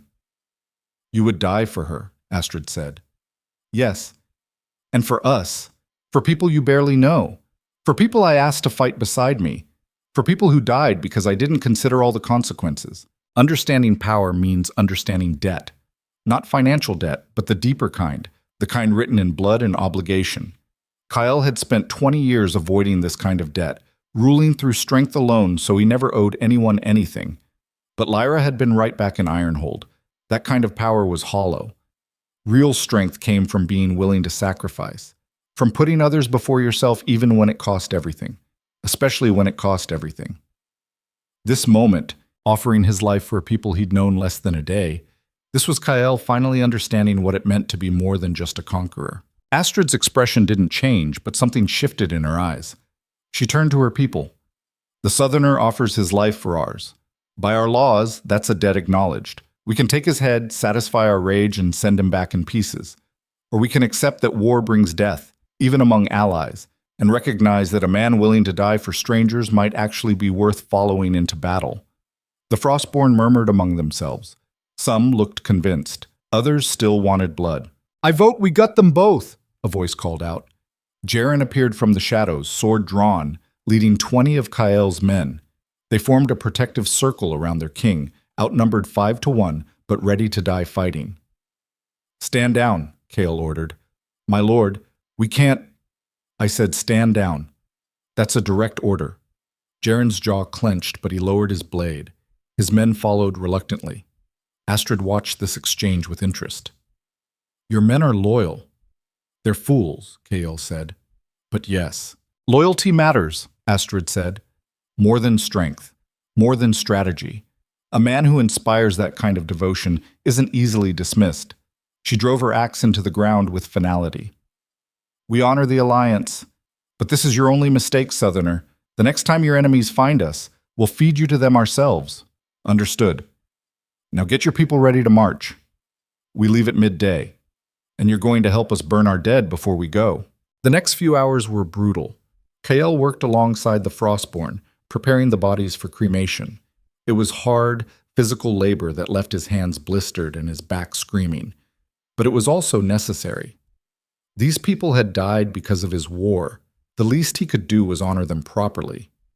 Lyra worked beside him in silence. Her throat was bruised purple where the assassin had grabbed her, and she moved stiffly, favoring her ribs. But she didn't complain, just kept working. As they lifted one of the fallen warriors onto the pyre, she finally spoke. You were going to let them kill you. Yes, without even fighting. What would fighting accomplish? More dead Frostborn, a broken alliance, everything we've worked for destroyed. So you just give up. That's not giving up. That's accepting consequences. Lyra's hands tightened on the body they were carrying. I didn't spend weeks keeping you alive just to watch you throw it away the first time things get difficult. I wasn't throwing it away. I was protecting you. I don't need protecting. Everyone needs protecting sometimes. They laid the body down and stepped back. Lyra turned to face him fully, and her eyes were blazing. Listen to me very carefully, King. I stayed with you because I thought you were finally learning to be something other than a blunt instrument. But if you're just going to play martyr every time there's a hard choice, then you haven't changed at all. You're just trading one kind of self-destruction for another. The words hit like physical blows. What do you want from me? Kael said, his voice rough. I want you to fight. Not just with swords and armies, but with everything you have. I want you to stop looking for noble ways to die and start finding smart ways to live. Because we're about to march into a war against people who want us dead. And I need you sharp. Not suicidal. I know what you were trying to do, and it was stupid. We face this together or not at all. Understand. Kael stared at her, this impossible woman who refused to let him take the easy way out. Finally, he nodded. Together. Damn right. They went back to work. Around them, the Frostborn prepared for war with practiced efficiency. Weapons were sharpened. Armor was checked. Supplies were distributed. These people lived for battle in a way that even Kael's hardened soldiers didn't. War wasn't just something they did, it was who they were. Jaren found Kael as the sun reached its peak. "My lord, scouts just returned from the south. You need to hear this." They moved to a quiet section of the cave where 3 of Kael's scouts waited, looking exhausted and grim. "Report," Kael ordered. The lead scout, a grizzled veteran named Torin, stepped forward. "My lord, Ironhold has been fully secured by Merrick's forces. He's executed 12 of your most loyal commanders. Put their heads on pikes along the main walls. The city guard has mostly fallen in line, and the council has officially recognized him as regent." Kael's jaw tightened, but he kept his voice level. "What about loyalist resistance?" "Some. Scattered cells throughout the city. Maybe 500 fighters total. But they're disorganized, waiting for a signal. And Merrick's strength. 2,000 men inside the city. Another 1,000 camped outside the walls. He's hired mercenaries from 3 different companies. And my lord, there's something else." Kael waited. Torin glanced at the other scouts before continuing. "He's declared you a traitor to the realm. Put a bounty on your head. 50,000 gold pieces. Every hunter, assassin, and sellsword within 1,000 miles is looking for you." 50,000, Jaren breathed. "That's everything in the treasury," Kael finished. "He's betting it all." "There's more," Torin said quietly. "He's taken hostages. Anyone known to be loyal to you. Their families. He's holding them in the old fortress district. Says if you try to retake the city, he'll execute them all. How many hostages? 300. Maybe more." The silence that followed was absolute. Kael felt the weight of those numbers settling onto his shoulders. 300 lives, families, children, all of them going to die if he made the wrong move. This is the moment that breaks most leaders. Not the battles they lose or the enemies that defeat them, but the impossible choices that have no right answer. Save the hostages and lose the city. Take the city and watch innocents die. Kael had faced hard decisions before, but always with the luxury of emotional distance. He could sacrifice soldiers because that's what soldiers signed up for. But civilians, families, that was different. And Merrick knew it. This wasn't a military strategy. This was psychological warfare designed to paralyze Kael with guilt and indecision, to make him hesitate long enough for the mercenaries to find him or for his alliance to fracture. Classic maneuvering from a man who understood that the deadliest weapon wasn't steel, but doubt. Lyra was beside him now, her hand finding his. "What do we do?" Kael's mind raced through scenarios, each one ending in blood and loss. If they attacked directly, Merrick would execute the hostages before the walls even fell. If they tried to negotiate, they'd look weak, and the Frostborn might abandon the alliance. If they waited, Merrick would consolidate power until retaking the city became impossible. There was no good option, only gradations of terrible. "We need more intelligence," Kael said finally. "Torin, you and your scouts rest for 4 hours, then head back south. I need detailed maps of the fortress district, guard rotations, weak points, everything." "My lord, that's suicide. The city's locked down tight. Then find a way. Use the resistance cells. Bribe whoever you need to bribe. But get me that information." Torin bowed and left with his men. Jaren moved closer. "My lord, even with good intelligence, extracting 300 hostages from a fortified position while under siege is impossible. Nothing's impossible. Just varying degrees of unlikely. This isn't unlikely. It's fantastical. Then we make it real." Kael turned to find Astrid approaching with several of her senior warriors. The Frostborn chieftain had been listening. "Your man is right," she said bluntly. "What you're describing can't be done. Not without losing everything." "Then what would you suggest?" "Cut your losses. The hostages are already dead, you just don't know it yet.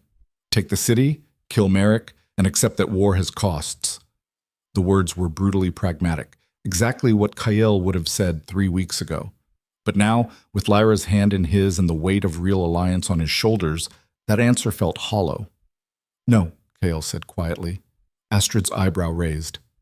"No, I'm not sacrificing 300 people to take back a throne. There has to be another way." "There isn't. You're letting sentiment cloud your judgment." "Maybe. Or maybe I'm finally learning that some prices are too high to pay, even if it costs you everything." Kael met her eyes steadily. "Especially then." Astrid studied him for a long moment, then turned to Lyra. You've made him soft. Lyra's response was immediate and sharp. I've made him human. There's a difference. Human gets you killed in war. Maybe. But inhuman gets you alone on a throne nobody wants to defend. Ask me how I know. The Frostborn warriors behind Astrid shifted uncomfortably. One of them, an older man with gray in his beard, spoke up. Chieftain, perhaps we should hear him out. A man who values all lives, not just warriors, that's unusual in a leader. Might be worth exploring. Astrid's jaw tightened, but she nodded. Fine. Speak, Southerner. Tell me how you plan to work miracles. Kael took a breath and began to think out loud, the way he did before major campaigns. Merrick's holding the hostages in the Fortress District. That's the oldest part of Ironhold, built on the original settlement foundations. The walls are thick but ancient. And underneath... He paused, memory stirring. Underneath there's a network of tunnels, smuggler routes from 100 years ago. My father had most of them collapsed, but not all. If we could access those tunnels, move a strike force through them while the main army assaults the gates... You split your forces, Astrid interrupted. Leave yourself vulnerable on two fronts.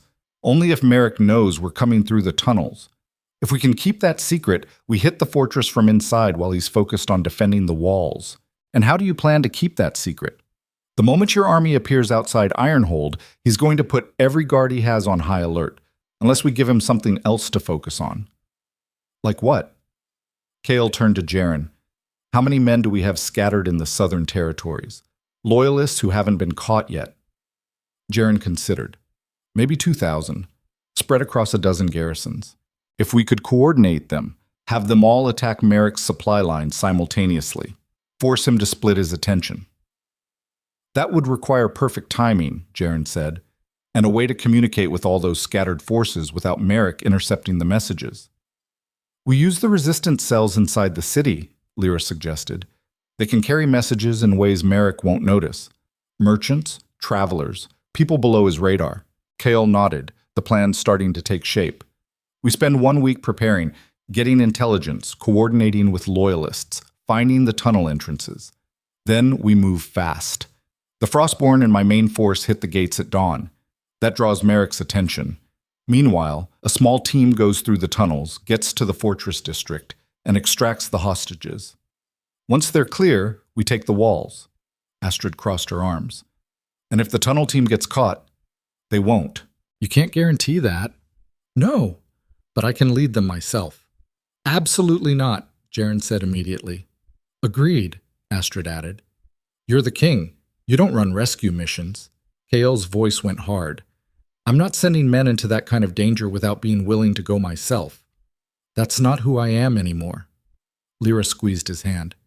Then I'm coming too. Before Kael could argue, Astrid held up a hand. Both of you are fools, but I respect fools with conviction. Fine. We do this your way, but I'm sending 20 of my best tunnel fighters with you, people who know how to move underground. Thank you. Don't thank me yet. This plan has about 100 ways to fail, and most of them end with you dead. But it's better than nothing. Over the next week, Kael's world became a blur of planning and preparation. Scouts came and went with intelligence on guard positions, wall defenses, and tunnel entrances. Messages were sent to loyalist garrisons through a network of resistance contacts that Kael hadn't even known existed. Weapons were sharpened, strategies were refined, and every night Kael lay awake beside Lyra, knowing that everything was about to come to a head. On the 6th day, Torin returned with maps of the Fortress District that were so detailed they could only have come from someone on the inside. We have a man in Merrick's inner circle, Torin reported. One of the city guards who is loyal to you. He's been feeding us information. Can we trust him? Kael asked. He killed his own brother-in-law to maintain his cover. Says he wants Merrick dead more than anything. Kael studied the maps. The tunnel entrance was marked clearly, hidden in the ruins of an old granary just outside the city walls. The route through to the Fortress District was circuitous but navigable. It could work. What about the hostages themselves? Where exactly are they being held? Torin pointed to a large building in the center of the Fortress District, the old garrison hall. They're locked in the lower levels, 20 guards on rotation. But my lord, Our contact says Merrick has the building rigged, barrels of oil in the cellars. If he gets word that you're inside the city, he'll burn it with the hostages inside." Kael's stomach turned. "So we have to extract them before he knows we're there. Before anyone knows you're there, the moment a single guard raises an alarm, those people die." "Perfect," Lyra muttered. "No pressure." The night before the assault, Kael addressed his assembled forces. 3,000 Frostborn warriors stood alongside the 200 Southerners who'd followed him into exile. Behind them, camped in the forests, were another 1,500 loyalists who'd rallied to his cause over the past week. It wasn't enough to match Merrick's forces in a straight fight, but it would have to do. "Tomorrow, we take back what's ours," Kael said, his voice carrying across the gathered warriors. "Not for glory, not for conquest, but for the people trapped inside those walls, for the families being held hostage, for everyone who suffered under Merrick's rule. This isn't about me reclaiming a throne. It's about all of us deciding what kind of world we want to live in." He paused, meeting the eyes of men and women who'd chosen to follow him despite everything. "I won't lie to you, tomorrow is going to be brutal. Some of us won't see the next sunset, but we go anyway, because some things are worth fighting for even when the odds are terrible, and because I'd rather die standing beside people I respect than live alone on a throne built on fear." The warriors began beating their weapons against their shields in approval, the sound echoing through the forest like thunder. That night, Kael found Lyra sharpening her blade for the 100th time. Her hands were steady, but he could see the tension in her shoulders. Having second thoughts, he asked, sitting beside her. "About 20 of them. It's not too late to stay behind. Command the secondary force." She gave him a look that could have melted steel. "We've been over this." "I know. I just—" "What?" "Want to protect me. Keep me safe. Lock me away somewhere while you run off to do the dangerous work. Actually, I was going to say, I don't know what I'd do if I lost you." The honesty of it stopped her cold. She set down the whetstone and turned to face him fully. "You're not going to lose me," she said quietly. "We're going to get through that tunnel, rescue those people, and take back your city. Together. Can't promise that. Watch me." She kissed him then, fierce and desperate, and full of everything they hadn't said. When they finally pulled apart, Kael rested his forehead against hers.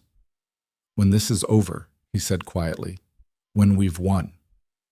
I want to build something different, not just in Ironhold, but everywhere.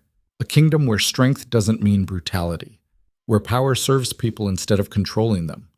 That's a pretty dream, King. It's more than a dream. It's a promise." "Then let's survive tomorrow so you can keep it." They held each other as the night deepened, two people on the edge of everything, choosing to believe in a future neither could guarantee. The assault began at dawn exactly as planned. The Frostborn hit the main gates with a ferocity that shook the walls. Astrid led from the front, her war cry echoing across the battlefield as her warriors threw themselves against Ironhold's defenses. Merrick's forces responded immediately, rushing to defend the gates, exactly as Kael had hoped. While the main battle raged, Kael led his strike team through the ruins of the old granary. 20 Frostborn tunnel fighters, 10 of his best soldiers, and Lyra. 32 people against whatever waited in the darkness below. The tunnel entrance was exactly where the maps indicated, hidden beneath collapsed timbers and decades of debris. They worked quickly to clear it, then descended into blackness. The tunnel was narrow and low, forcing them to move in single file with torches held high. Water dripped from the ceiling, and the air smelled of rot and earth. Kael's map showed the route clearly, but maps didn't account for collapsed sections or unexpected obstacles. They'd been moving for 20 minutes when they hit the first problem. A section of tunnel had collapsed, leaving barely enough space to squeeze through. "One at a time," Kael ordered. "Test the stability before you commit." The Frostborn moved through efficiently, their smaller frames an advantage in the tight space. Kael went last, his broader shoulders scraping stone as he pulled himself through. On the other side, Lyra was waiting. "You good?" she asked. "Just regretting every meal I've eaten in the past year." She almost smiled. They continued deeper, the sounds of battle fading above them until they moved in near total silence. Kael counted intersections and measured distances, trying to match their progress to the map. If they'd miscalculated even slightly, they'd emerge in the wrong part of the city. After an hour, one of the Frostborn held up a fist. The team stopped instantly. Kale moved forward to see what had spooked the scout. Ahead, the tunnel widened into a larger chamber. And sitting in that chamber, weapons drawn, were 15 men in Merrick's colors. They'd been waiting. Here's the thing about betrayal that most people don't understand. It's rarely shocking. Deep down, there's always a part of you that saw it coming, that recognized the signs but chose to ignore them because acknowledging the truth was too painful. Kale looked at those waiting soldiers and felt that sick recognition in his gut. Merrick had known about the tunnels, had probably known from the start, which meant someone in Kael's inner circle had talked, had sold them out. And in that moment, standing in a stone passage beneath his own city, Kael realized that everything he'd planned, everything he'd hoped for, had been built on a foundation of lies. The lead soldier stepped forward, and Kael recognized him. Captain Theron, one of his own commanders, a man he'd trusted for 15 years. "Hello, my lord," Theron said, his voice echoing in the chamber. "Lord Merrick sends his regards." Kael's hand went to his sword. "Theron, I should have known. You should have. But you were too distracted. Too busy playing savior to notice what was happening right under your nose. How long?" "Since Greymore. Merrick approached me after you showed mercy to those prisoners. Said you'd gone soft. That the Empire needed real leadership. He made a compelling argument. And you believed him. I believed the gold he paid me. 50,000 pieces. Same bounty he put on your head. Seemed like a good investment." Behind Kael, his team was trapped in the narrow tunnel. No room to maneuver, no way to bring their numbers to bear. Theron had chosen his ambush point perfectly. "You know what happens now," Theron continued. "You and your people die down here. Merrick burns the hostages anyway, and the Frostborn get slaughtered at the gates when we trap them against the walls. It's over, my lord. You lost." Kael's mind raced. They were outmaneuvered, outpositioned, betrayed. Everything he'd feared, everything he'd tried to prevent had come true. And in that moment, watching the smug certainty on Theron's face, something inside Kael broke. Not his spirit, not his will, but the last chains holding back the monster he'd spent 3 weeks trying to suppress. His voice, when he spoke, was the cold, dead calm of a man past caring about consequences. "You made one mistake, Theron." The captain's smile faltered slightly. "What's that?" "You forgot who I was before I learned mercy." Then Kael moved. The thing about violence that separates predators from prey is speed. Not the physical kind, though that matters, but the mental willingness to cross the line from restraint to brutality without hesitation. Kael had spent 3 weeks learning mercy, learning control, learning to temper his instincts with compassion. But compassion was a luxury for moments when you had choices.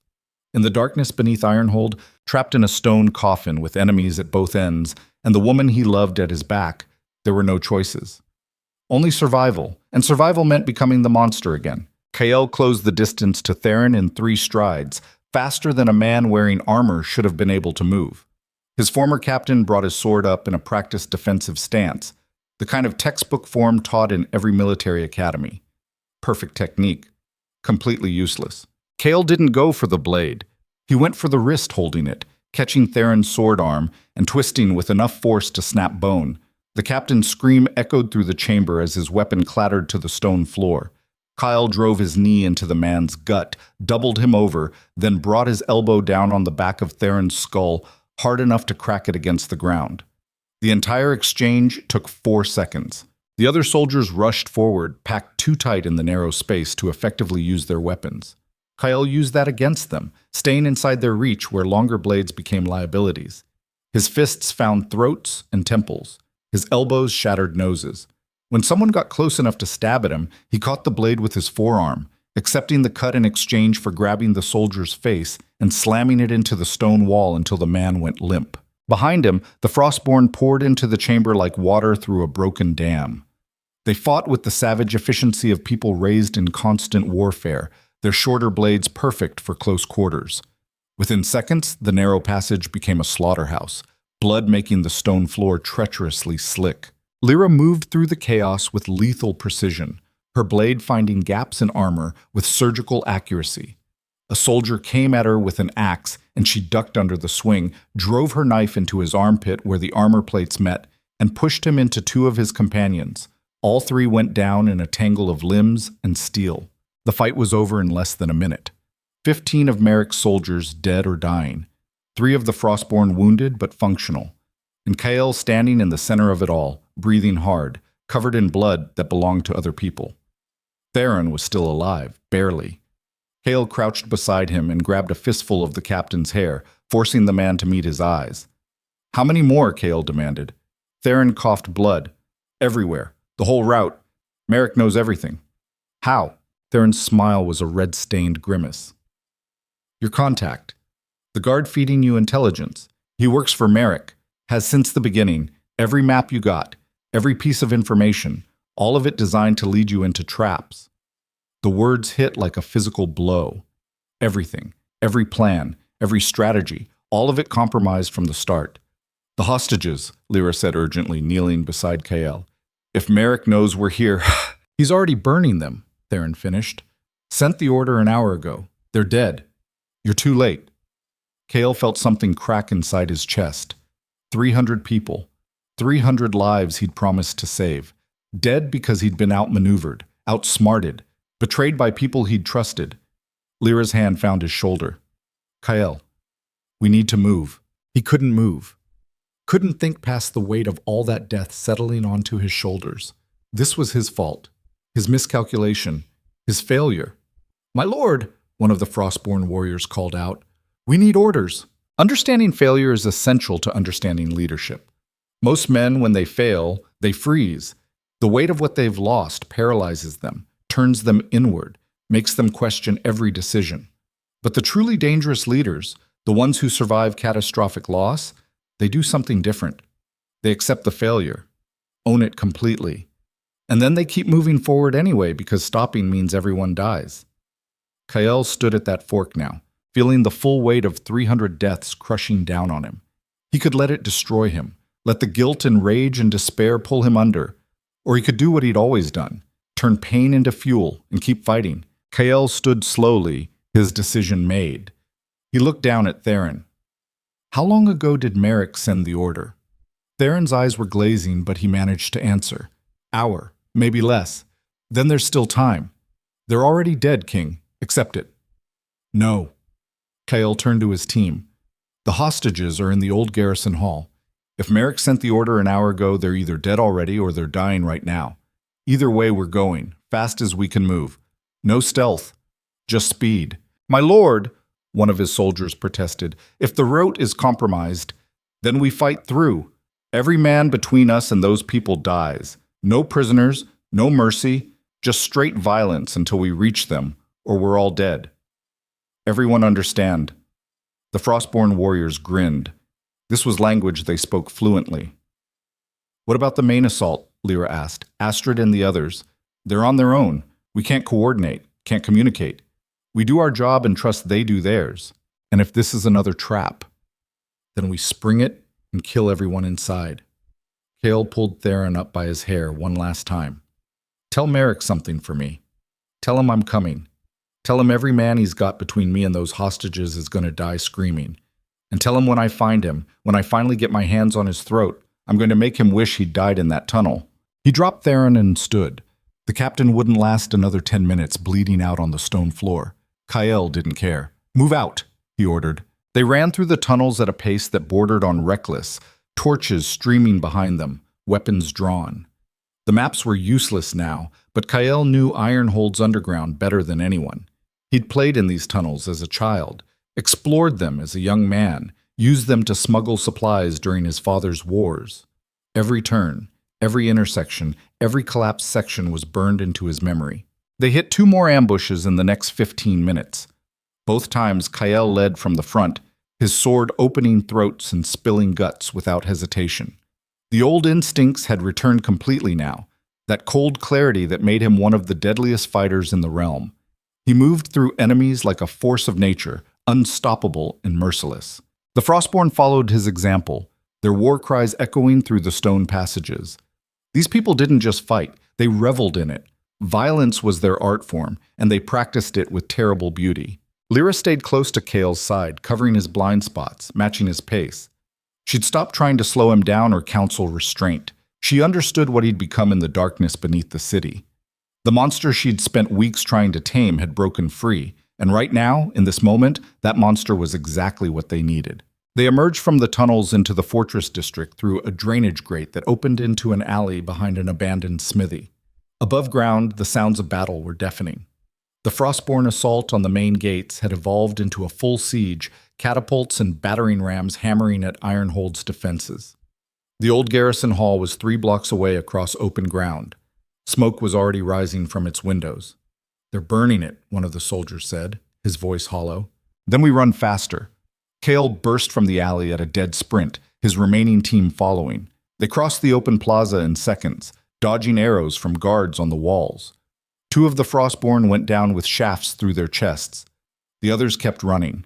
The garrison hall's main entrance was barred from the inside, and flames were visible through the upper windows. Kyle didn't slow down. He hit the door with his full weight and momentum, the ancient wood splintering under the impact. 2 more hits, and it gave way completely. Inside was hell. The lower levels were already engulfed, flames climbing the walls and consuming everything. The heat was intense enough to sear exposed skin. Through the smoke, Kyle could see figures moving in the cellars below, here screaming. The hostages were still alive. Barely. "Down!" Kyle roared, plunging into the smoke. The stone stairs leading to the cellars were slick with oil and burning in places. Kale took them 3 at a time, his lungs already burning from the smoke. Behind him his team followed, the Frostborn wrapping wet cloth around their faces. The cellar level was a maze of cells and storage rooms, all of it filling rapidly with smoke. Kale could barely see 10 feet ahead, but he could hear the screaming clearly now, could pinpoint which direction it came from. He found the first group of hostages in a locked cell, 30 people pressed against the bars trying to breathe through the smoke. The lock was heavy iron, designed to withstand battering. Kale didn't waste time trying to pick it. He braced his feet, gripped the bars, and pulled with everything he had. The metal groaned, held, groaned again. Then it gave way with a screech of tortured steel. "Out!" Kale commanded, throwing the door open. "Everyone out now." The hostages poured through, coughing and stumbling. Kale's soldiers grabbed the weakest and started hauling them toward the stairs. "How many cells?" Lyra demanded, appearing through the smoke. "At least 5 more. Spread throughout the level. We need to split up." Lyra grabbed his arm, her eyes fierce through the smoke. "Don't you dare die down here. Same to you." They separated, each taking half the remaining team. Kyle moved through the burning cellar like a demon, kicking in doors, tearing open cells, dragging people to safety. The heat was becoming unbearable. The ceiling beams were starting to give way, raining burning debris. He found the second cell, broke the lock, got 20 people out. The third cell held children, maybe 15 of them, huddled together, eyes wide with terror. Kale's heart, that organ he'd thought long dead, cracked seeing them. He scooped up 2 of the smallest and gestured for the others to follow. "Stay close to me," he told them. "Don't stop for anything." One of the support beams collapsed behind them as they ran, missing them by inches. Kyle didn't slow down, just kept moving, kept pushing forward, the children clutching at his armor and crying. He got them to the stairs and handed them off to a Frostborn warrior. "Keep them moving. Don't stop until you're outside the city walls." The warrior nodded and disappeared into the smoke with his small charges. Kale turned back toward the inferno. Lyra was still down there somewhere, so were at least 100 more hostages. He plunged back in. The smoke was so thick now he was navigating by feel and memory, one hand trailing the wall. His eyes were streaming, his throat raw. Every breath was agony, but he kept going because stopping meant people died. He found Lyra dragging 3 people toward the stairs, her face black with soot, her eyes bloodshot. Relief flooded through him, seeing her alive. 2 more cells, she gasped. "East corridor. I'll get them. You get out." Like hell. They moved together deeper into the burning building. The heat was beyond intense now, actively burning their exposed skin. Kale's hands were blistering from touching hot metal. He didn't care. They found the 4th cell and broke it open. 40 people this time, packed in so tight they could barely move. Getting them organized and moving was precious seconds they didn't have. "Go!" Kyle shouted, physically pushing people toward the exit. "Move or die here. A section of ceiling gave way 20 feet ahead, blocking the main corridor in flame and debris. The hostages screamed and tried to turn back. Cale grabbed the nearest person and shoved them toward an alternate route he knew existed. This way. Follow me and don't stop. He led them through a service corridor, narrower and lower, never meant for this many people. They moved single file, coughing and crying, the walls so hot they couldn't touch them without burning. They emerged into the main cellar corridor near the stairs. Most of the hostages from other cells were already gone, being shepherded to safety by Kael's soldiers. But the smoke was getting worse, the fire spreading faster. "One more cell," Lyra said, pointing deeper into the inferno. "We're out of time. Then we move faster." The fifth cell was in the worst section, flames already consuming the corridor leading to it. Through the smoke and fire, Kael could see people pressed against the bars, their screams barely audible over the roar of the flames. "There has to be another way," one of the Frostborn warriors said. "There isn't," Kael replied. He stripped off his burning coat and wrapped it around his head and shoulders. Then he ran straight into the flames. The heat was indescribable. Every nerve in Kael's body screamed at him to turn back. His skin was actively burning, but he kept moving, kept his eyes locked on that cell door, kept his legs pumping. He reached the bars and grabbed them despite the searing pain. The metal was so hot it stuck to his palms. He could smell his own flesh cooking. The lock mechanism had melted partially in the heat, making it harder to break. Kael planted his feet and pulled. Veins stood out in his neck. His vision went red at the edges. The metal groaned but held. This is what separates those who survive from those who become legends. It's not skill or strength or even courage.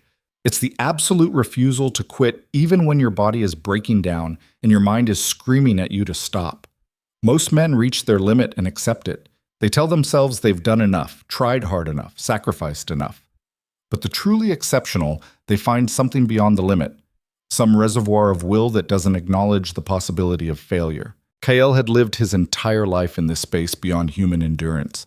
And now, burning alive in the bowels of his own city, he reached deeper than he ever had before. The lock shattered. Kael threw the door open and people poured out. 20, 30, 40. More than should have fit in the cell.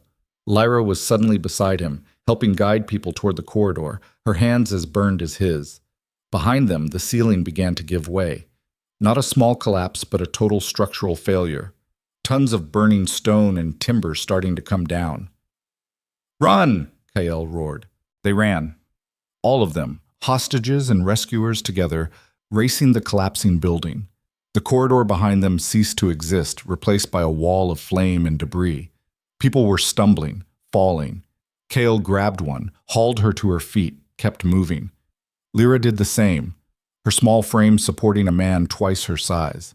They hit the stairs and surged upward. The ground floor was completely engulfed now, but the front entrance was still passable. Barely. They poured through in a mass of burning, coughing, terrified humanity and collapsed in the plaza outside. Kael did a quick count as the Frostborn warriors organized the survivors. 267 hostages. Not all of them.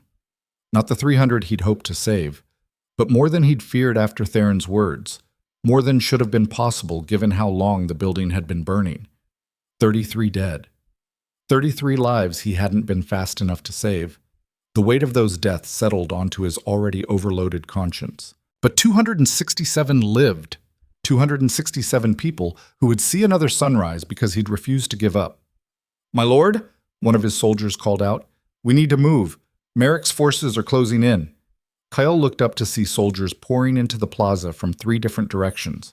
200 men at least, all armed, all moving to surround them. His team was exhausted, burned, down to maybe 25 effective fighters, including himself. The hostages were helpless, unable to run or fight. They were cornered with no way out. Jaren would have called it an impossible situation.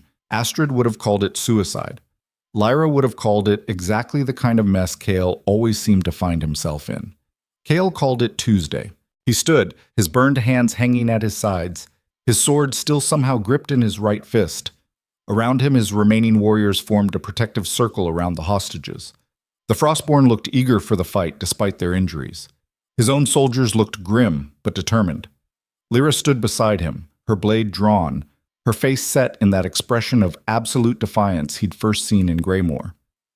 You know we can't win this, she said quietly. Probably not.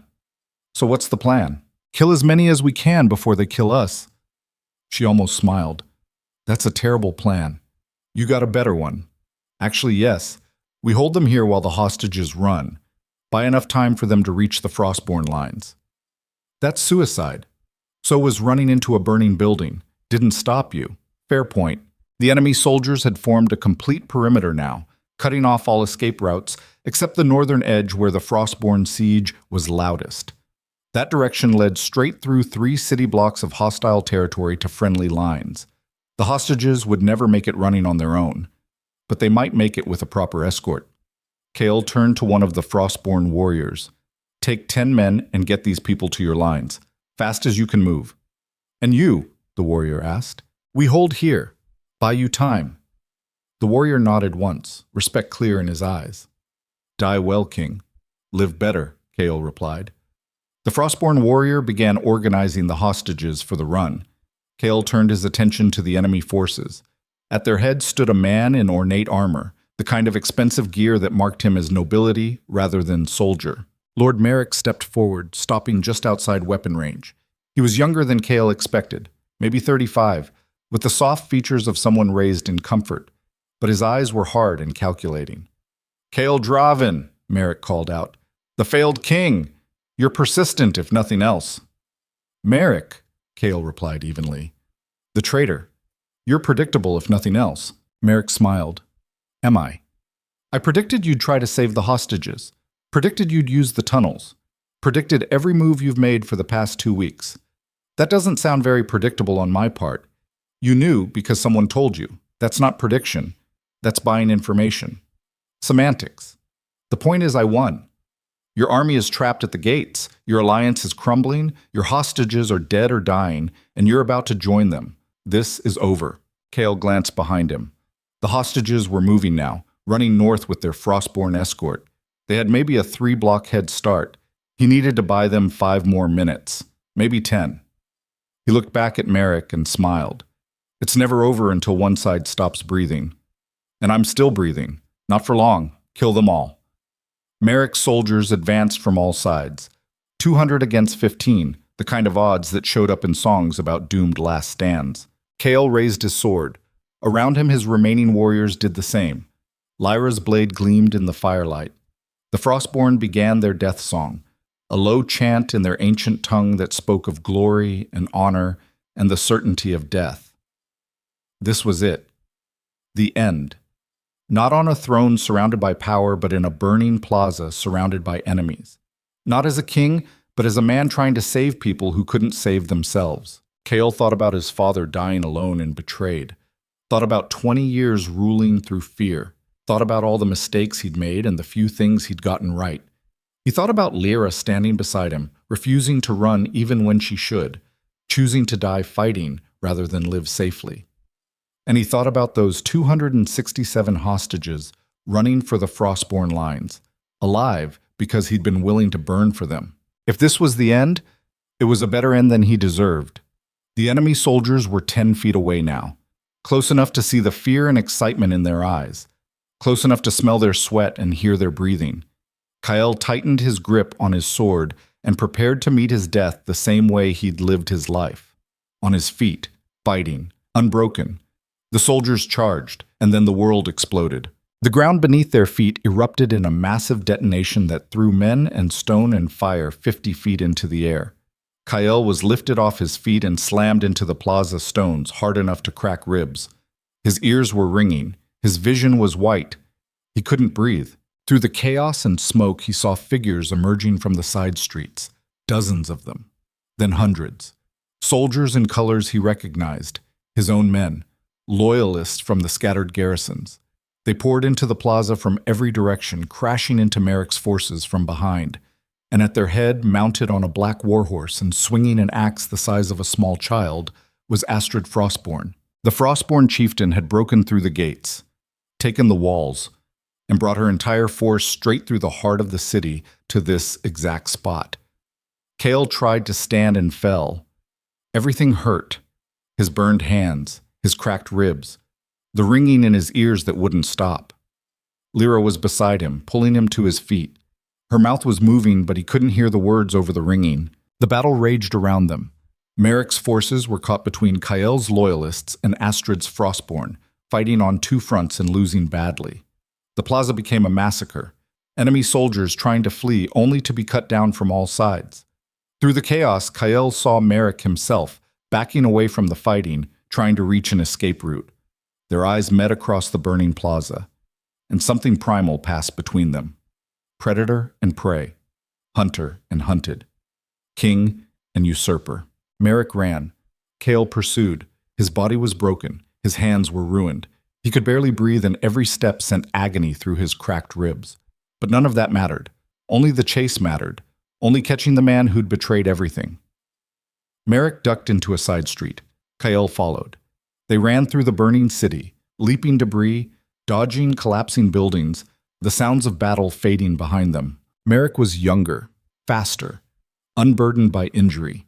He should have been able to escape easily, but Kael had spent 20 years fighting through pain and exhaustion, had learned to push his body beyond reasonable limits, and he had something Merrick didn't: absolute refusal to give up.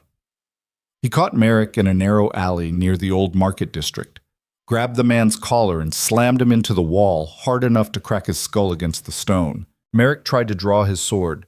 Kael broke his wrist with a single strike, tried to call for help. Kael's fist crashed into his jaw, silencing him. Then Kael had him by the throat, lifting him off the ground, watching the fear bloom in the traitor's eyes. "Please," Merrick gasped. "I can give you gold. Information. Anything you want." Kael's grip tightened. "I want my city back. I want the men you killed alive again. I want the past 2 weeks erased. Can you give me that?" "No. No, but I can." "Then you have nothing I want." Understanding true power means understanding restraint, the ability to destroy completely and choosing not to. Kael held Merrick's life in his hands, could end it with a single squeeze, could watch the light fade from those calculating eyes and feel absolutely nothing. He'd done it before. Would probably do it again. Taking a life should have been easy. Mechanical. Just another problem solved with violence. But Lyra's words echoed in his memory. About being more than a blunt instrument. About building something different. About choosing who he wanted to be instead of who he'd always been. Kael lowered Merrick to the ground but kept his hand on the man's throat. "You're going to stand trial," he said quietly. "In front of the full council. In front of everyone you betrayed. And they're going to decide what happens to you." Merrick's eyes widened in shock. "You're not going to kill me." "No. Because I'm not the man you thought I was anymore. I'm building something better than just another cycle of violence and revenge." He released Merrick's throat and stepped back. "But know this. If you run, if you try anything, if you so much as look at someone the wrong way, I will hunt you down and I won't be merciful a second time. Understand?" Merrick nodded frantically, clutching his broken wrist. "Good. Now walk." They returned to the plaza to find the battle over. Merrick's forces had been routed completely, those who survived fleeing into the countryside or surrendering. Astrid's Frostborn were securing the gates while Kael's loyalists were rounding up prisoners.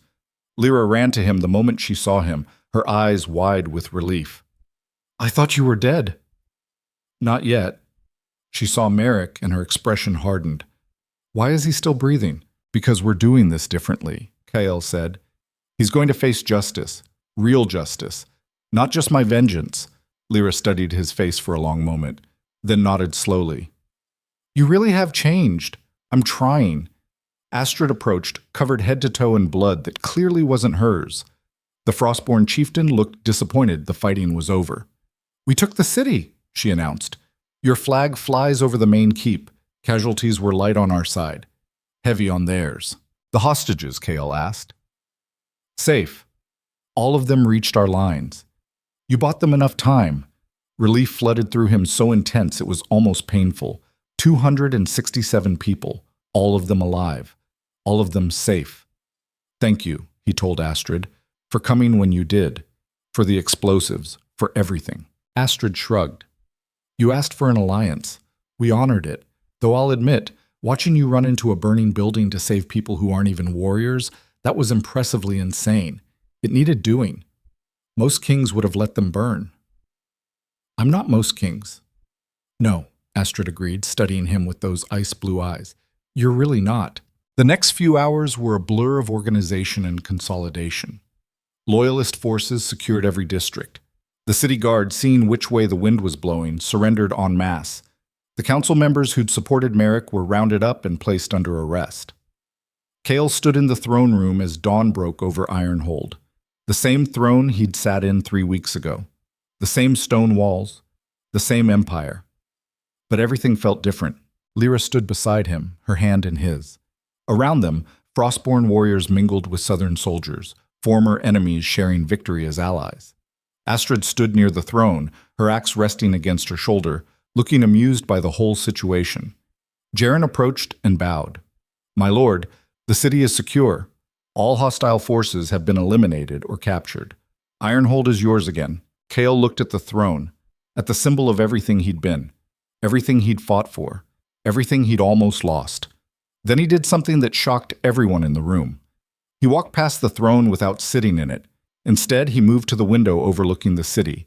The sun was rising over buildings still smoking from the battle.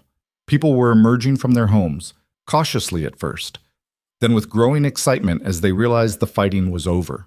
Jaren, Cale said quietly, assemble the full council, everyone who's left, anyone who wants a voice in how we move forward.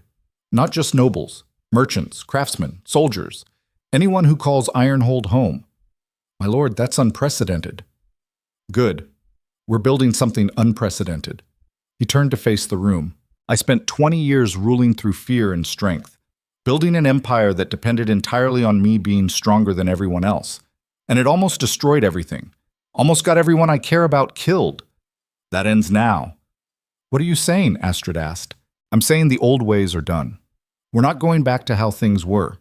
We're building something new. A kingdom where power serves people instead of controlling them. Where strength means protecting the weak, not dominating them. Where alliances are real and mutual instead of just subjugation with better words. And how exactly do you plan to do that? Lyra asked softly. Cale looked at her, this woman who'd changed everything, who'd refused to let him be just another tyrant even when it would have been easier. Together, he said, all of us. Not just me making decisions from a throne, but actually listening, actually building something worth defending. You're talking about sharing power, Jaren said carefully, with common people, with former enemies. I'm talking about earning loyalty instead of demanding it, about being a king people choose to follow instead of one they're afraid to oppose. The room fell silent. Everyone was staring at him like he'd grown a second head. Then Astrid started laughing, that deep, genuine laugh that seemed to come from her soul. You Southern kings are even crazier than I thought, but I like it. The Frostborn will honor this alliance as long as you honor those words. She extended her hand. Build your new kingdom, Kael Draven, and if you need someone to remind you when you're slipping back into old habits, you know where to find us. Kael clasped her forearm in the Frostborn way. Thank you for everything. Don't thank me yet. Real change is harder than any battle. You're going to face opposition from people who like the old ways, who profited from your iron rule. And some of them will be people you trust. I know. Good. Knowing is the first step. Astrid turned to leave, then paused. One more thing. The woman. Lyra. Don't be an idiot about that. About what? You know what. A man who fights his way through fire and blood for someone, that's not just duty. That's not just alliance. Don't waste time pretending otherwise. She left before Cale could respond. Jaren cleared his throat. My lord, I should see to the fortifications. Make sure we're secure in case of counterattack. Do that. And Jaren, my lord, thank you for staying loyal, for not giving up on me even when I probably didn't deserve it. Jaren smiled. You're my king. That's not something I can just stop being. He bowed and left. The throne room emptied slowly until only Kael and Lyra remained.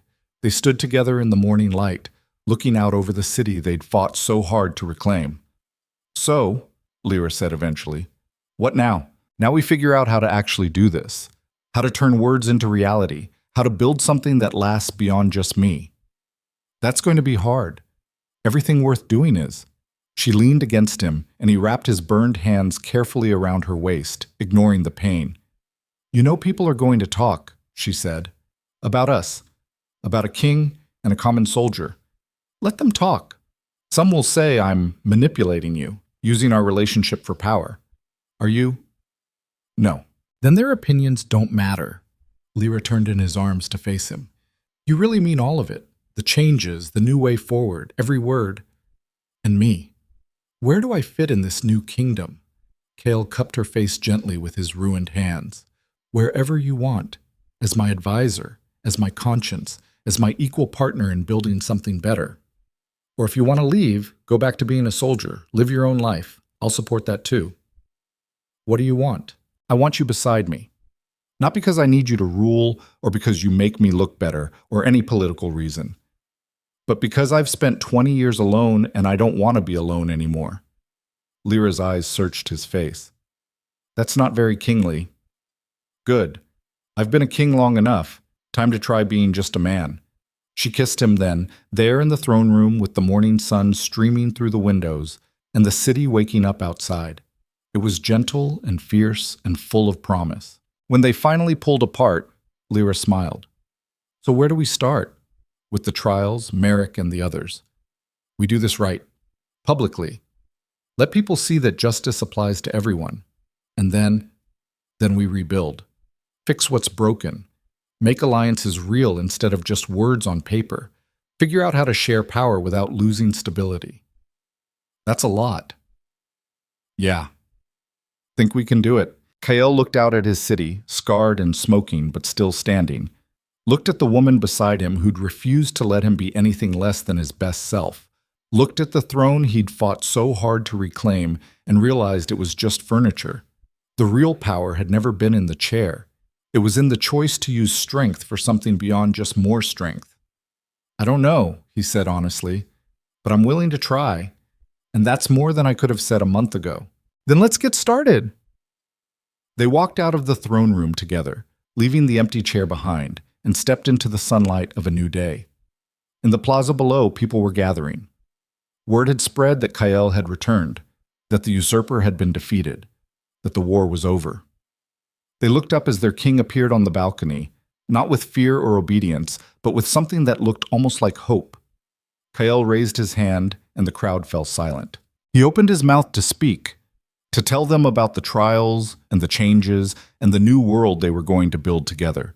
But before he could utter a single word, a scream cut through the morning air. From the northern gate, a rider came at full gallop, his horse foaming at the mouth, the man barely staying in the saddle. He collapsed at the base of the palace steps. Jaren reached him first, helped him sit up. My lord, Jaren called urgently. It's a scout from the eastern frontier. Kael descended the steps quickly, Lyra right behind him. The scout was young, barely 20, and his eyes were wide with terror. Report, Kael ordered. The scout's voice shook. My lord, the eastern kingdoms, all of them. They formed an alliance, a coalition. They're marching on Ironhold with 50,000 men. They say you're weakened. Say this is their chance to finally crush the Empire once and for all. When? The scout's next words fell like a death sentence. They'll be here in 3 days. 3 days to prepare for an army of 50,000. 3 days to fortify a city that had just survived a siege and a civil war. 3 days to convince exhausted soldiers and traumatized civilians that they could survive one more impossible battle. Kael stood on the eastern ramparts watching the horizon as if he could will the enemy to simply disappear. Behind him, the War Council had assembled an emergency session. Jaren, Astrid, the remaining loyalist commanders, and Lyra, always at his side now, her presence the only thing keeping him anchored. The mathematics were brutal. Ironhold had maybe 3,000 effective fighters after the losses from Merrick's coup. The Frostborn could add another 2,000, but many of them were already wounded. Against 50,000, the numbers didn't just favor the enemy. They promised annihilation. We can't win this, Jaren said quietly. Not in a straight fight. Then we don't fight straight, Astrid replied. We make them bleed for every inch. Turn the city into a maze of death. Make them pay so heavily that victory costs more than they're willing to spend. That's a siege defense, one of the commanders pointed out. We'd be trapped. Starved out eventually. Eventually is better than immediately. Kale listened to them debate, his mind working through scenarios and discarding them just as quickly. Every plan ended the same way. Ironhold in ruins. His people dead or enslaved. Everything he'd built destroyed. There's another option, Lyra said quietly. Everyone turned to look at her. We negotiate, she continued. Send envoys. Find out what they actually want. They want us dead, Jaren said flatly. The Eastern Kingdoms have hated us for generations. Maybe? Or maybe they just see an opportunity, a wounded king, a fractured empire. They're testing whether we're actually as weak as we look. And if we show weakness by negotiating, we confirm it, Astrid said. Or we show strength by being willing to talk instead of just defaulting to violence. The silence that followed was heavy with consideration. Kael studied Lyra, this woman who kept pushing him toward solutions that didn't involve just killing everyone in his path. What would we offer them? He asked. Whatever they actually need. Trade concessions, border adjustments, treaties. The things people go to war over when you strip away the pride and posturing. You're talking about giving ground, surrendering territory. I'm talking about survival, about choosing what we can afford to lose so we don't lose everything. Understanding negotiation means understanding that most conflicts aren't really about what people say they're about.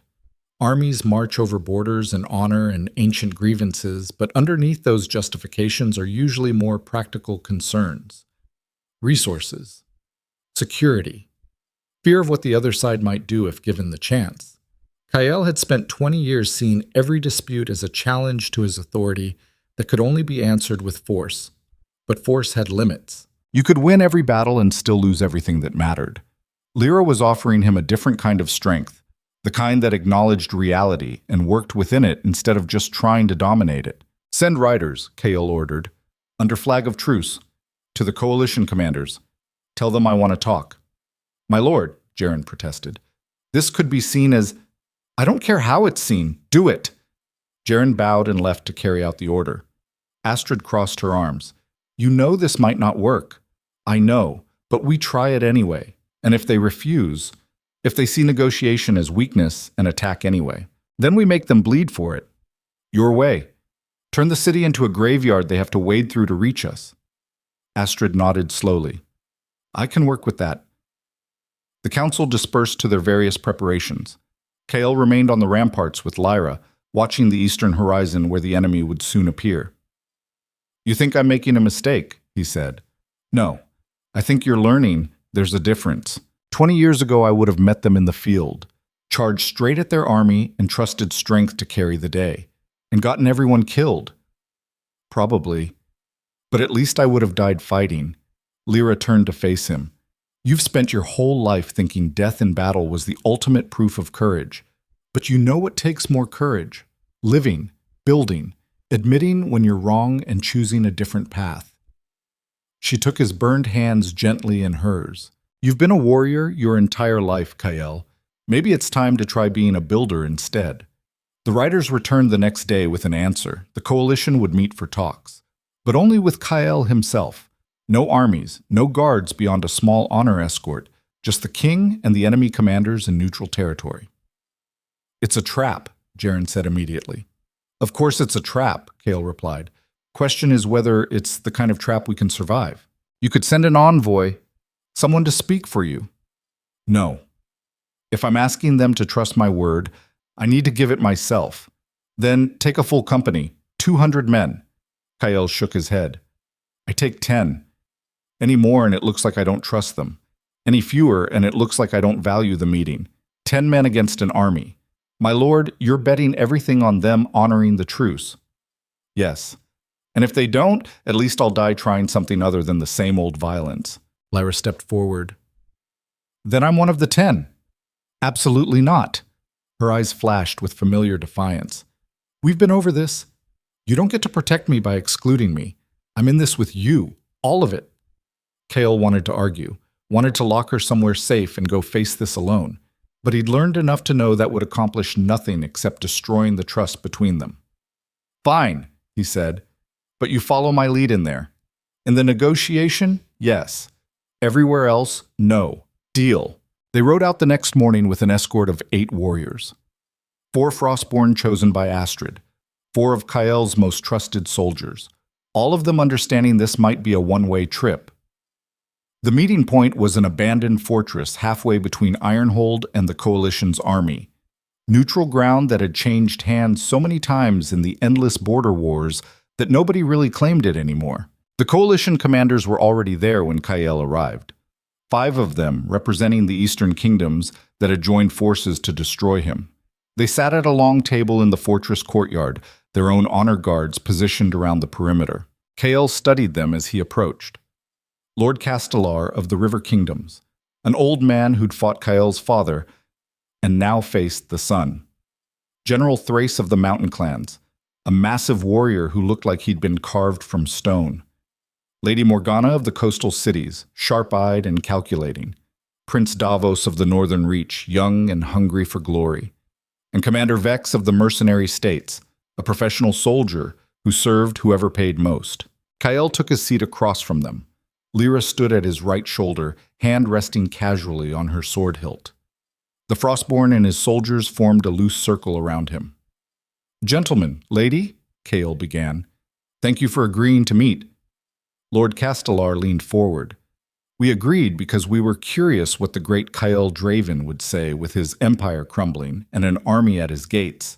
I was hoping we could discuss terms that don't end with thousands of people dead on both sides." General Thrace laughed, the sound like boulders grinding together. "You want to surrender then? Smart. We might let your people live if you do it quickly. I'm not surrendering. I'm proposing we find another way." "There is no other way," Lady Morgana said coldly. "You've spent 20 years conquering and dominating, building an empire on the backs of smaller kingdoms. Now those kingdoms have united, and we're going to tear down everything you built." Kael kept his voice level. "And what happens after? You divide the territory among yourselves. Fight over who gets what.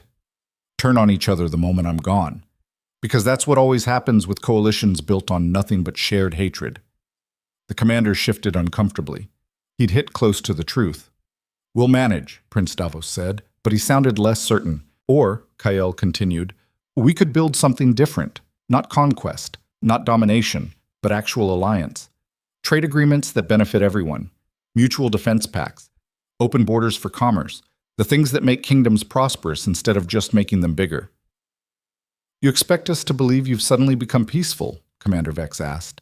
The man who spent 2 decades crushing anyone who opposed him. "No. I expect you to believe I've learned that constant warfare benefits no one.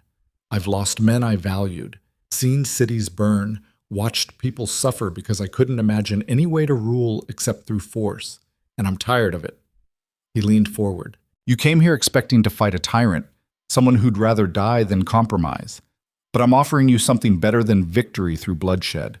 I'm offering you peace with prosperity, trade that enriches all our kingdoms, security without constant fear of the next war. The question is whether you're smart enough to take it." The silence that followed was absolute. Lord Castellar studied Kael with eyes that had seen too many wars and too many lies. "Why should we trust you? Why should we believe this isn't just a ploy to buy time? Because I'm giving you something real, right now, as proof of good faith." Kael reached into his coat and pulled out a sealed document. He slid it across the table. "That's a complete withdrawal from the river territories. Every fortress, every garrison. Complete removal of my forces from your borders within 30 days. No conditions, no tricks. Just me acknowledging that I never should have been there in the first place." Lord Castellar broke the seal and read. His eyebrows rose. "This is genuine." "Yes. You're giving back 20 years of conquest, just like that. Just like that. Understanding true power means understanding what you can afford to lose." Kael had spent his entire reign expanding borders and accumulating territory as if square miles equaled strength. But land without people to defend it was just dirt. Fortresses without soldiers were just buildings. The real power had always been in the relationships between kingdoms, the trust that made cooperation possible. He was offering to trade empty victory for something more valuable, the chance to build a foundation that might actually last. General Thrace leaned back, his expression thoughtful. "And what do you want in return?" "Open trade, fair tariffs, recognition of current borders for kingdoms that aren't actively hostile, and one thing more." "Here it comes," Lady Morgana muttered. I want all of us to agree that this ends. The constant warfare, the endless cycles of revenge and conquest. We set borders now, and we honor them. We trade instead of raid. We settle disputes through negotiation instead of armies. We build something our children can inherit that isn't just more war. Prince Davos shook his head. That's naive. There will always be conflicts. Of course there will, but conflicts don't have to mean war. They can mean ambassadors and negotiations and compromise, things that don't leave thousands dead and cities in ruins. You're asking us to trust that you've changed, Commander Vex said, that the monster who built an empire on blood has suddenly discovered mercy. Kael met his eyes. I'm asking you to trust that I finally understand what real strength looks like. And it's not how many people you can force to obey you. It's how many choose to stand with you when things get hard. Lady Morgana studied the document Castellar had passed to her. This is real. He's actually giving back the river territories. Because it's the right thing to do. Because I never should have taken them. Because I'm trying to build something different, and it starts with admitting when I was wrong. The coalition commanders looked at each other. Kael could see the calculation in their eyes. They'd come prepared for war, for a final showdown with a hated enemy, and now that enemy was offering them everything they'd wanted without a fight. It should have felt like victory, but the uncertainty was written on all their faces. When the enemy surrenders without fighting, you start wondering what you're missing. We'll need guarantees, Lord Castellar said finally. Treaties in writing, hostages to ensure compliance, oversight of your military buildup. Agreed. All of it. Send your people to write it up and I'll sign whatever's fair. Just like that. Just like that. General Thrace stood abruptly. I need to speak with my fellow commanders. Privately. Of course. The coalition leaders withdrew to the fortress interior, leaving Kael and his escort in the courtyard. The wait stretched into an hour. Then 2. Lyra moved closer to Kael. They're actually considering it, or they're deciding how to kill us all and claim we violated the truce. You really think they'd do that? 3 days ago, I thought my own council wouldn't betray me. I've learned not to assume anything. But you're hoping. Yeah. I'm hoping. The commanders emerged after another hour. Their faces were unreadable. Lord Castellar spoke for the group. We've discussed your proposal. It's unprecedented, possibly insane, definitely risky. Kael waited. But we're willing to try. On one condition. Name it. You step down as king. The words hit like a physical blow. Kael felt Lyra tense beside him. His soldiers shifted, hands moving toward weapons. Explain, Kael said carefully. You're asking us to trust you, Castellar continued, to believe you've changed, to build peace with a man who spent 20 years conquering us. That's asking for a lot. More than most of our people will accept. But if you step down, transfer power to a council or parliament or whatever form of government your people choose. If you remove yourself from the throne and prove this isn't about your personal power, then we can sell this to our kingdoms as a genuine new beginning. Kael's mind reeled. Everything he'd fought for, everything he'd built, everything he'd nearly died to reclaim, and they wanted him to just give it up. Understanding sacrifice means understanding that some prices are worth paying even when they destroy you. Kael had spent his entire adult life as king. It wasn't just what he did, it was who he was. Every decision, every action, every thought filtered through the lens of ruling. To give that up would be to give up his entire identity, to become someone he'd never been before, someone without the weight of the crown and the certainty of authority. It should have been impossible to even consider. But Lyra's hand found his under the table and squeezed gently, and he realized something. He'd already started becoming someone different. The old Kael would have killed everyone at this table for even suggesting he abdicate. This new version was actually considering it. How long? Kael asked quietly. What?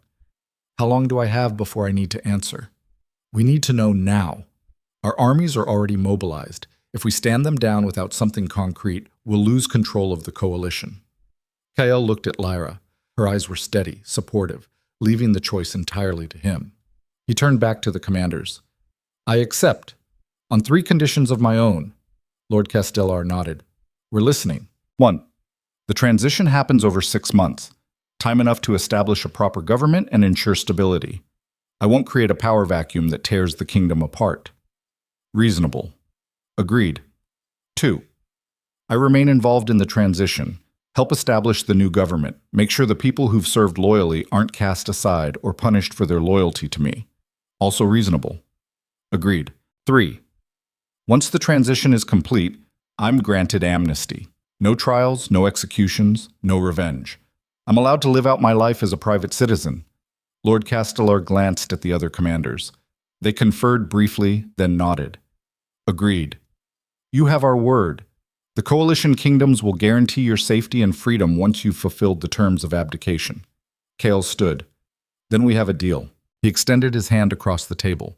Lord Castellar shook it, then General Thrace, then each of the others in turn. Formal. Binding. The end of everything Kael had been and the uncertain beginning of whatever came next. The news spread through Ironhold like wildfire. The king who'd fought so hard to reclaim his throne was giving it up. Voluntarily. In exchange for peace. The reaction was mixed. Some saw it as weakness, others as wisdom. Many simply didn't know what to think. Kael called an assembly in the main plaza. Every citizen who could walk came to hear him speak. They packed the square and spilled into the side streets, thousands of people waiting to understand what their king was doing. Kael stood on the palace balcony with Lyra beside him. Below, the crowd was a sea of faces, angry, confused, hopeful, afraid. He raised his hand and they fell silent. By now you've heard the rumors, Kael began, his voice carrying across the plaza, that I've negotiated peace with the Eastern Coalition, that the price was my crown, that I'm stepping down as king. Murmurs rippled through the crowd. It's all true. The murmurs became shouts, some angry, some shocked. Kael waited for them to quiet. I spent 20 years building an empire through conquest and force. I told myself I was making us strong, making us safe. But all I really did was make enemies and perpetuate cycles of violence that cost thousands of lives, including many of yours. He paused, letting that sink in.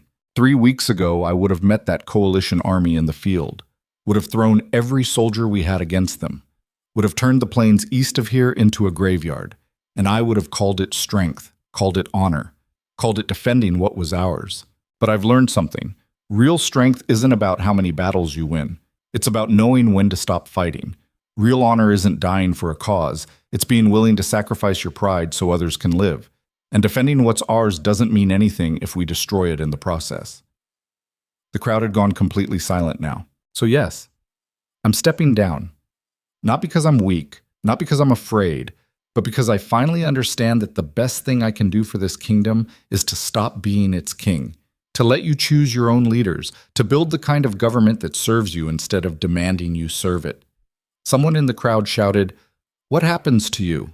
I become what I should have been years ago. Just another citizen, someone without the weight of a crown, someone who can finally learn what it means to live instead of just rule. And if we need you, another voice called, if things fall apart, then I'll be here. Not as a king, but as someone who cares about this place and these people. Someone willing to help build instead of just command. The silence that followed felt different than before. Less angry, more contemplative. I know this is hard, Kael continued. I know some of you feel betrayed, feel like I'm abandoning you, but I promise you this. The next 6 months, I'm going to work harder than I ever have to make sure the transition is smooth, to establish systems that work, to leave you with something better than what you had under my rule. He looked out over the thousands of faces. You followed me for 20 years, fought for me, bled for me, trusted me to keep you safe, and I'm asking for your trust one more time. Trust that this is the right choice, that peace is worth more than pride, that building something new is better than clinging to something broken. The crowd began to disperse slowly, some still angry, some accepting, all of them uncertain about what came next. Kyle stood on the balcony long after they'd gone, watching the sun set over his city, his kingdom, the empire he'd built and was now dismantling. Lyra appeared beside him. You did the right thing. Did I? Or did I just give up everything for nothing? You gave up a throne. That's just furniture. You kept what matters, which is the people. The chance to build something that lasts. And me, if you still want that. Kael pulled her close. That's the only thing I'm certain about anymore. Then that's enough. The next 6 months were the hardest of Kael's life. Harder than any battle, harder than any siege, because fighting was simple. You found the enemy and you killed them. But building was complex. You had to listen, compromise, accept that your way wasn't always the best way. He worked with councils and committees, helped draft constitutions and laws, facilitated debates between factions that hated each other. Slowly, painfully, a new government took shape. Not perfect, not even particularly efficient, but representative, democratic, something the people had chosen for themselves instead of having imposed on them. Astrid and the Frostborn returned north with promises of continued alliance. The Eastern Coalition withdrew their armies and began honoring the treaties. Trade routes opened, borders stabilized. The endless cycles of warfare began to slow. And Kael learned what it meant to be just a man instead of a king. He discovered he was terrible at it. Without the structure of ruling, without the constant demands of leadership, he didn't know what to do with himself. He wandered the city, helped with construction projects, tried to be useful and mostly just got in the way. Lyra found him one evening sitting on the eastern ramparts staring at nothing. "You're brooding," she said. "I'm thinking." "Same thing with you." She sat beside him. "What are you thinking about? How strange it is. 20 years ruling and I never once questioned whether it was right. Now I'm free of it, and I don't know who I am. You're Kael, same man you've always been, just without the crown. That's the problem. The crown was all I knew. Then maybe it's time to figure out who you are without it. And who is that? I don't know. Someone who builds instead of destroys, someone who loves instead of just commands, someone who learns that strength doesn't always mean being hard." Kael looked at her. "When did you get so wise?" "About the same time you got humble. We're both learning." They sat in comfortable silence watching the sunset. The city below was peaceful, prosperous, better than it had been under his iron rule. "I'm scared," Kael admitted quietly. "Of what?" "That I'll be forgotten. That everything I did, good and bad, will just disappear. That I'll die and leave nothing behind except scars and broken things." Lyra took his hand. "You're leaving behind a kingdom at peace, people who are free to choose their own path. And me, someone who knows exactly who you were and who you became and loves both versions. Even the monster, especially the monster, because he was willing to change." The official abdication ceremony happened on the first day of spring, 6 months to the day after the peace treaty with the coalition. The plaza was packed again, this time with celebration instead of fear. Kael stood before the assembled crowd and the newly elected council. He wore simple clothes, no armor, no royal regalia, just a man preparing to give up the only thing he'd ever known. The head counselor, a merchant named Elena, who'd been elected by popular vote, stepped forward with the crown. "King Kael Draven," she said formally, "by your own decree and the will of the people, your reign has ended. Do you accept this transition willingly and without reservation?" "I do," Kael said clearly. "Then speak your final words as king." Kael turned to face the crowd. "For 20 years I ruled you. I made mistakes, caused suffering, built power on foundations of fear and violence. I'm sorry for that. Sorry for every life lost, every family broken, every person who suffered because I couldn't see another way." He paused, gathering his thoughts. "But I'm grateful too. Grateful you followed me as long as you did. Grateful you're giving me the chance to see you build something better. Grateful I lived long enough to understand that real strength isn't domination. It's knowing when to let go." He knelt before Elena. "I, Kael Draven, relinquish the crown and all authority that comes with it. May you build a kingdom worthy of the people who call it home." Elena placed the crown not on another head, but on a velvet cushion held by an attendant, a symbol that power now rested with the people rather than any single ruler. "Rise, Kael Draven," she said. "Rise as a free citizen of a free kingdom." Kael stood. The crowd erupted in applause. Not the fearful obedience of subjects, but the genuine appreciation of people recognizing sacrifice. Understanding legacy means understanding that what you leave behind matters more than what you accomplished. Kael had conquered kingdoms and crushed enemies and built an empire that stretched across brutal lands, But none of that would last. Empires always fell. Victories faded into history. What remained was the example he set at the end. The choice to value peace over pride, to trust people to govern themselves, to become less so others could become more. That was a legacy worth leaving. The celebration continued into the night, but Kael slipped away early. He'd never been comfortable with crowds anyway, and now without the mantle of authority, they felt even more overwhelming. He found Lyra waiting for him at their home. Not a palace, just a modest house in the merchant district that they'd purchased with his pension. It was small and simple and more home than the throne room had ever been. "How do you feel?" she asked. "Lighter, terrified, relieved, all of it at once." "That's normal." "Is it?" "I wouldn't know, never done this before." She smiled and pulled him into an embrace. "You're doing fine. Better than fine." They stood together in the small kitchen of their small house, two people who'd found each other in the wreckage of empire and chosen to build something quieter. "What do we do now?" Kael asked. "Whatever we want."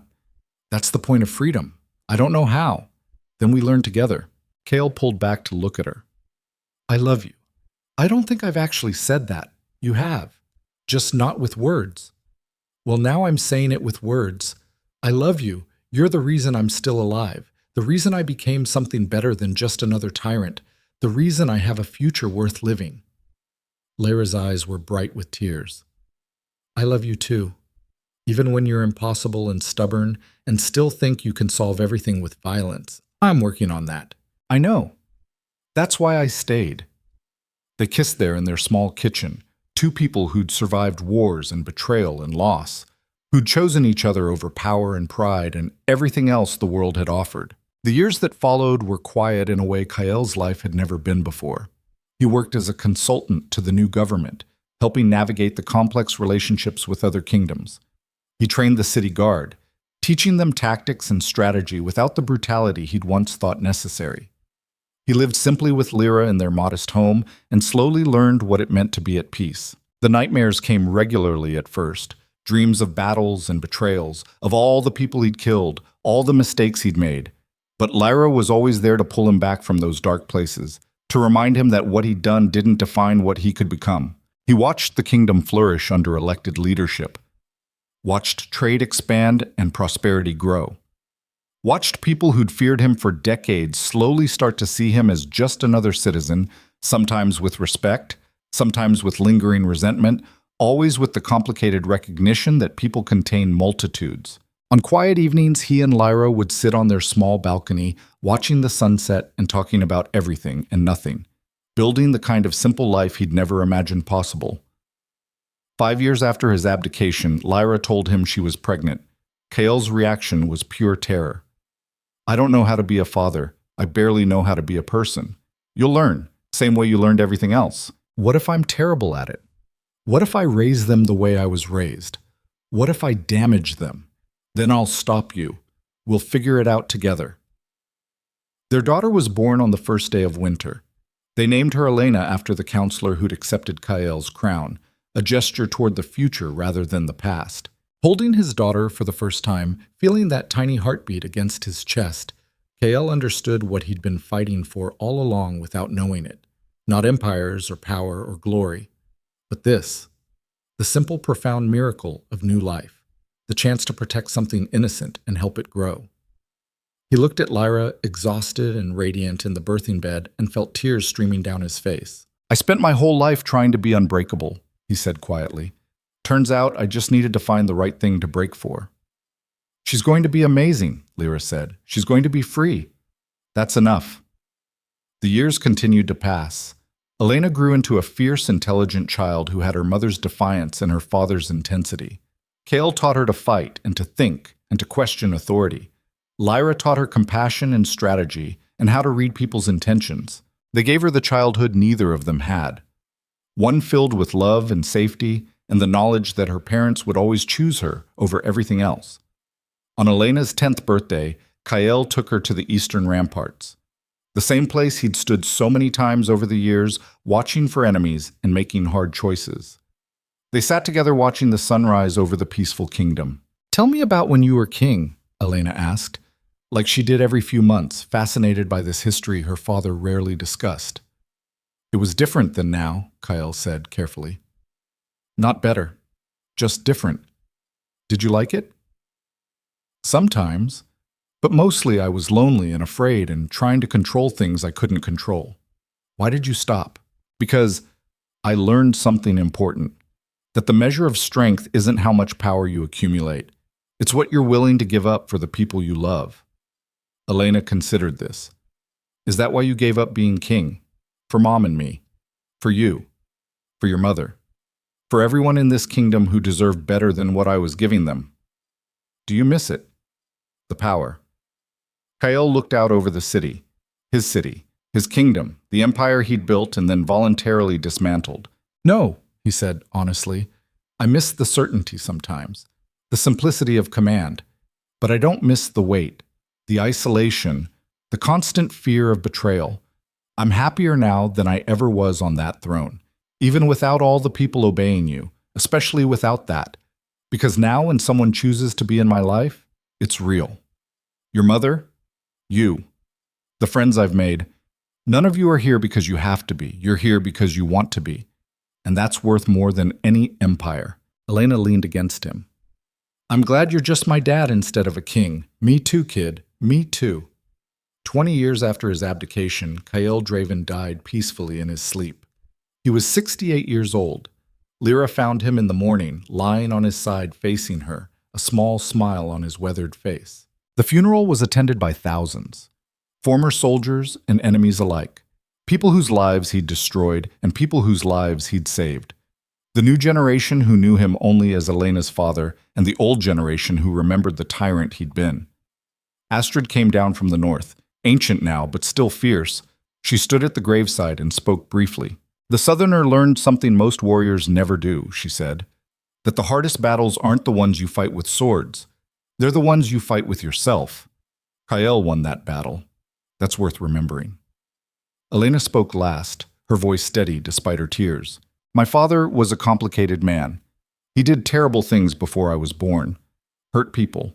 Destroyed lives. He carried that weight until the day he died.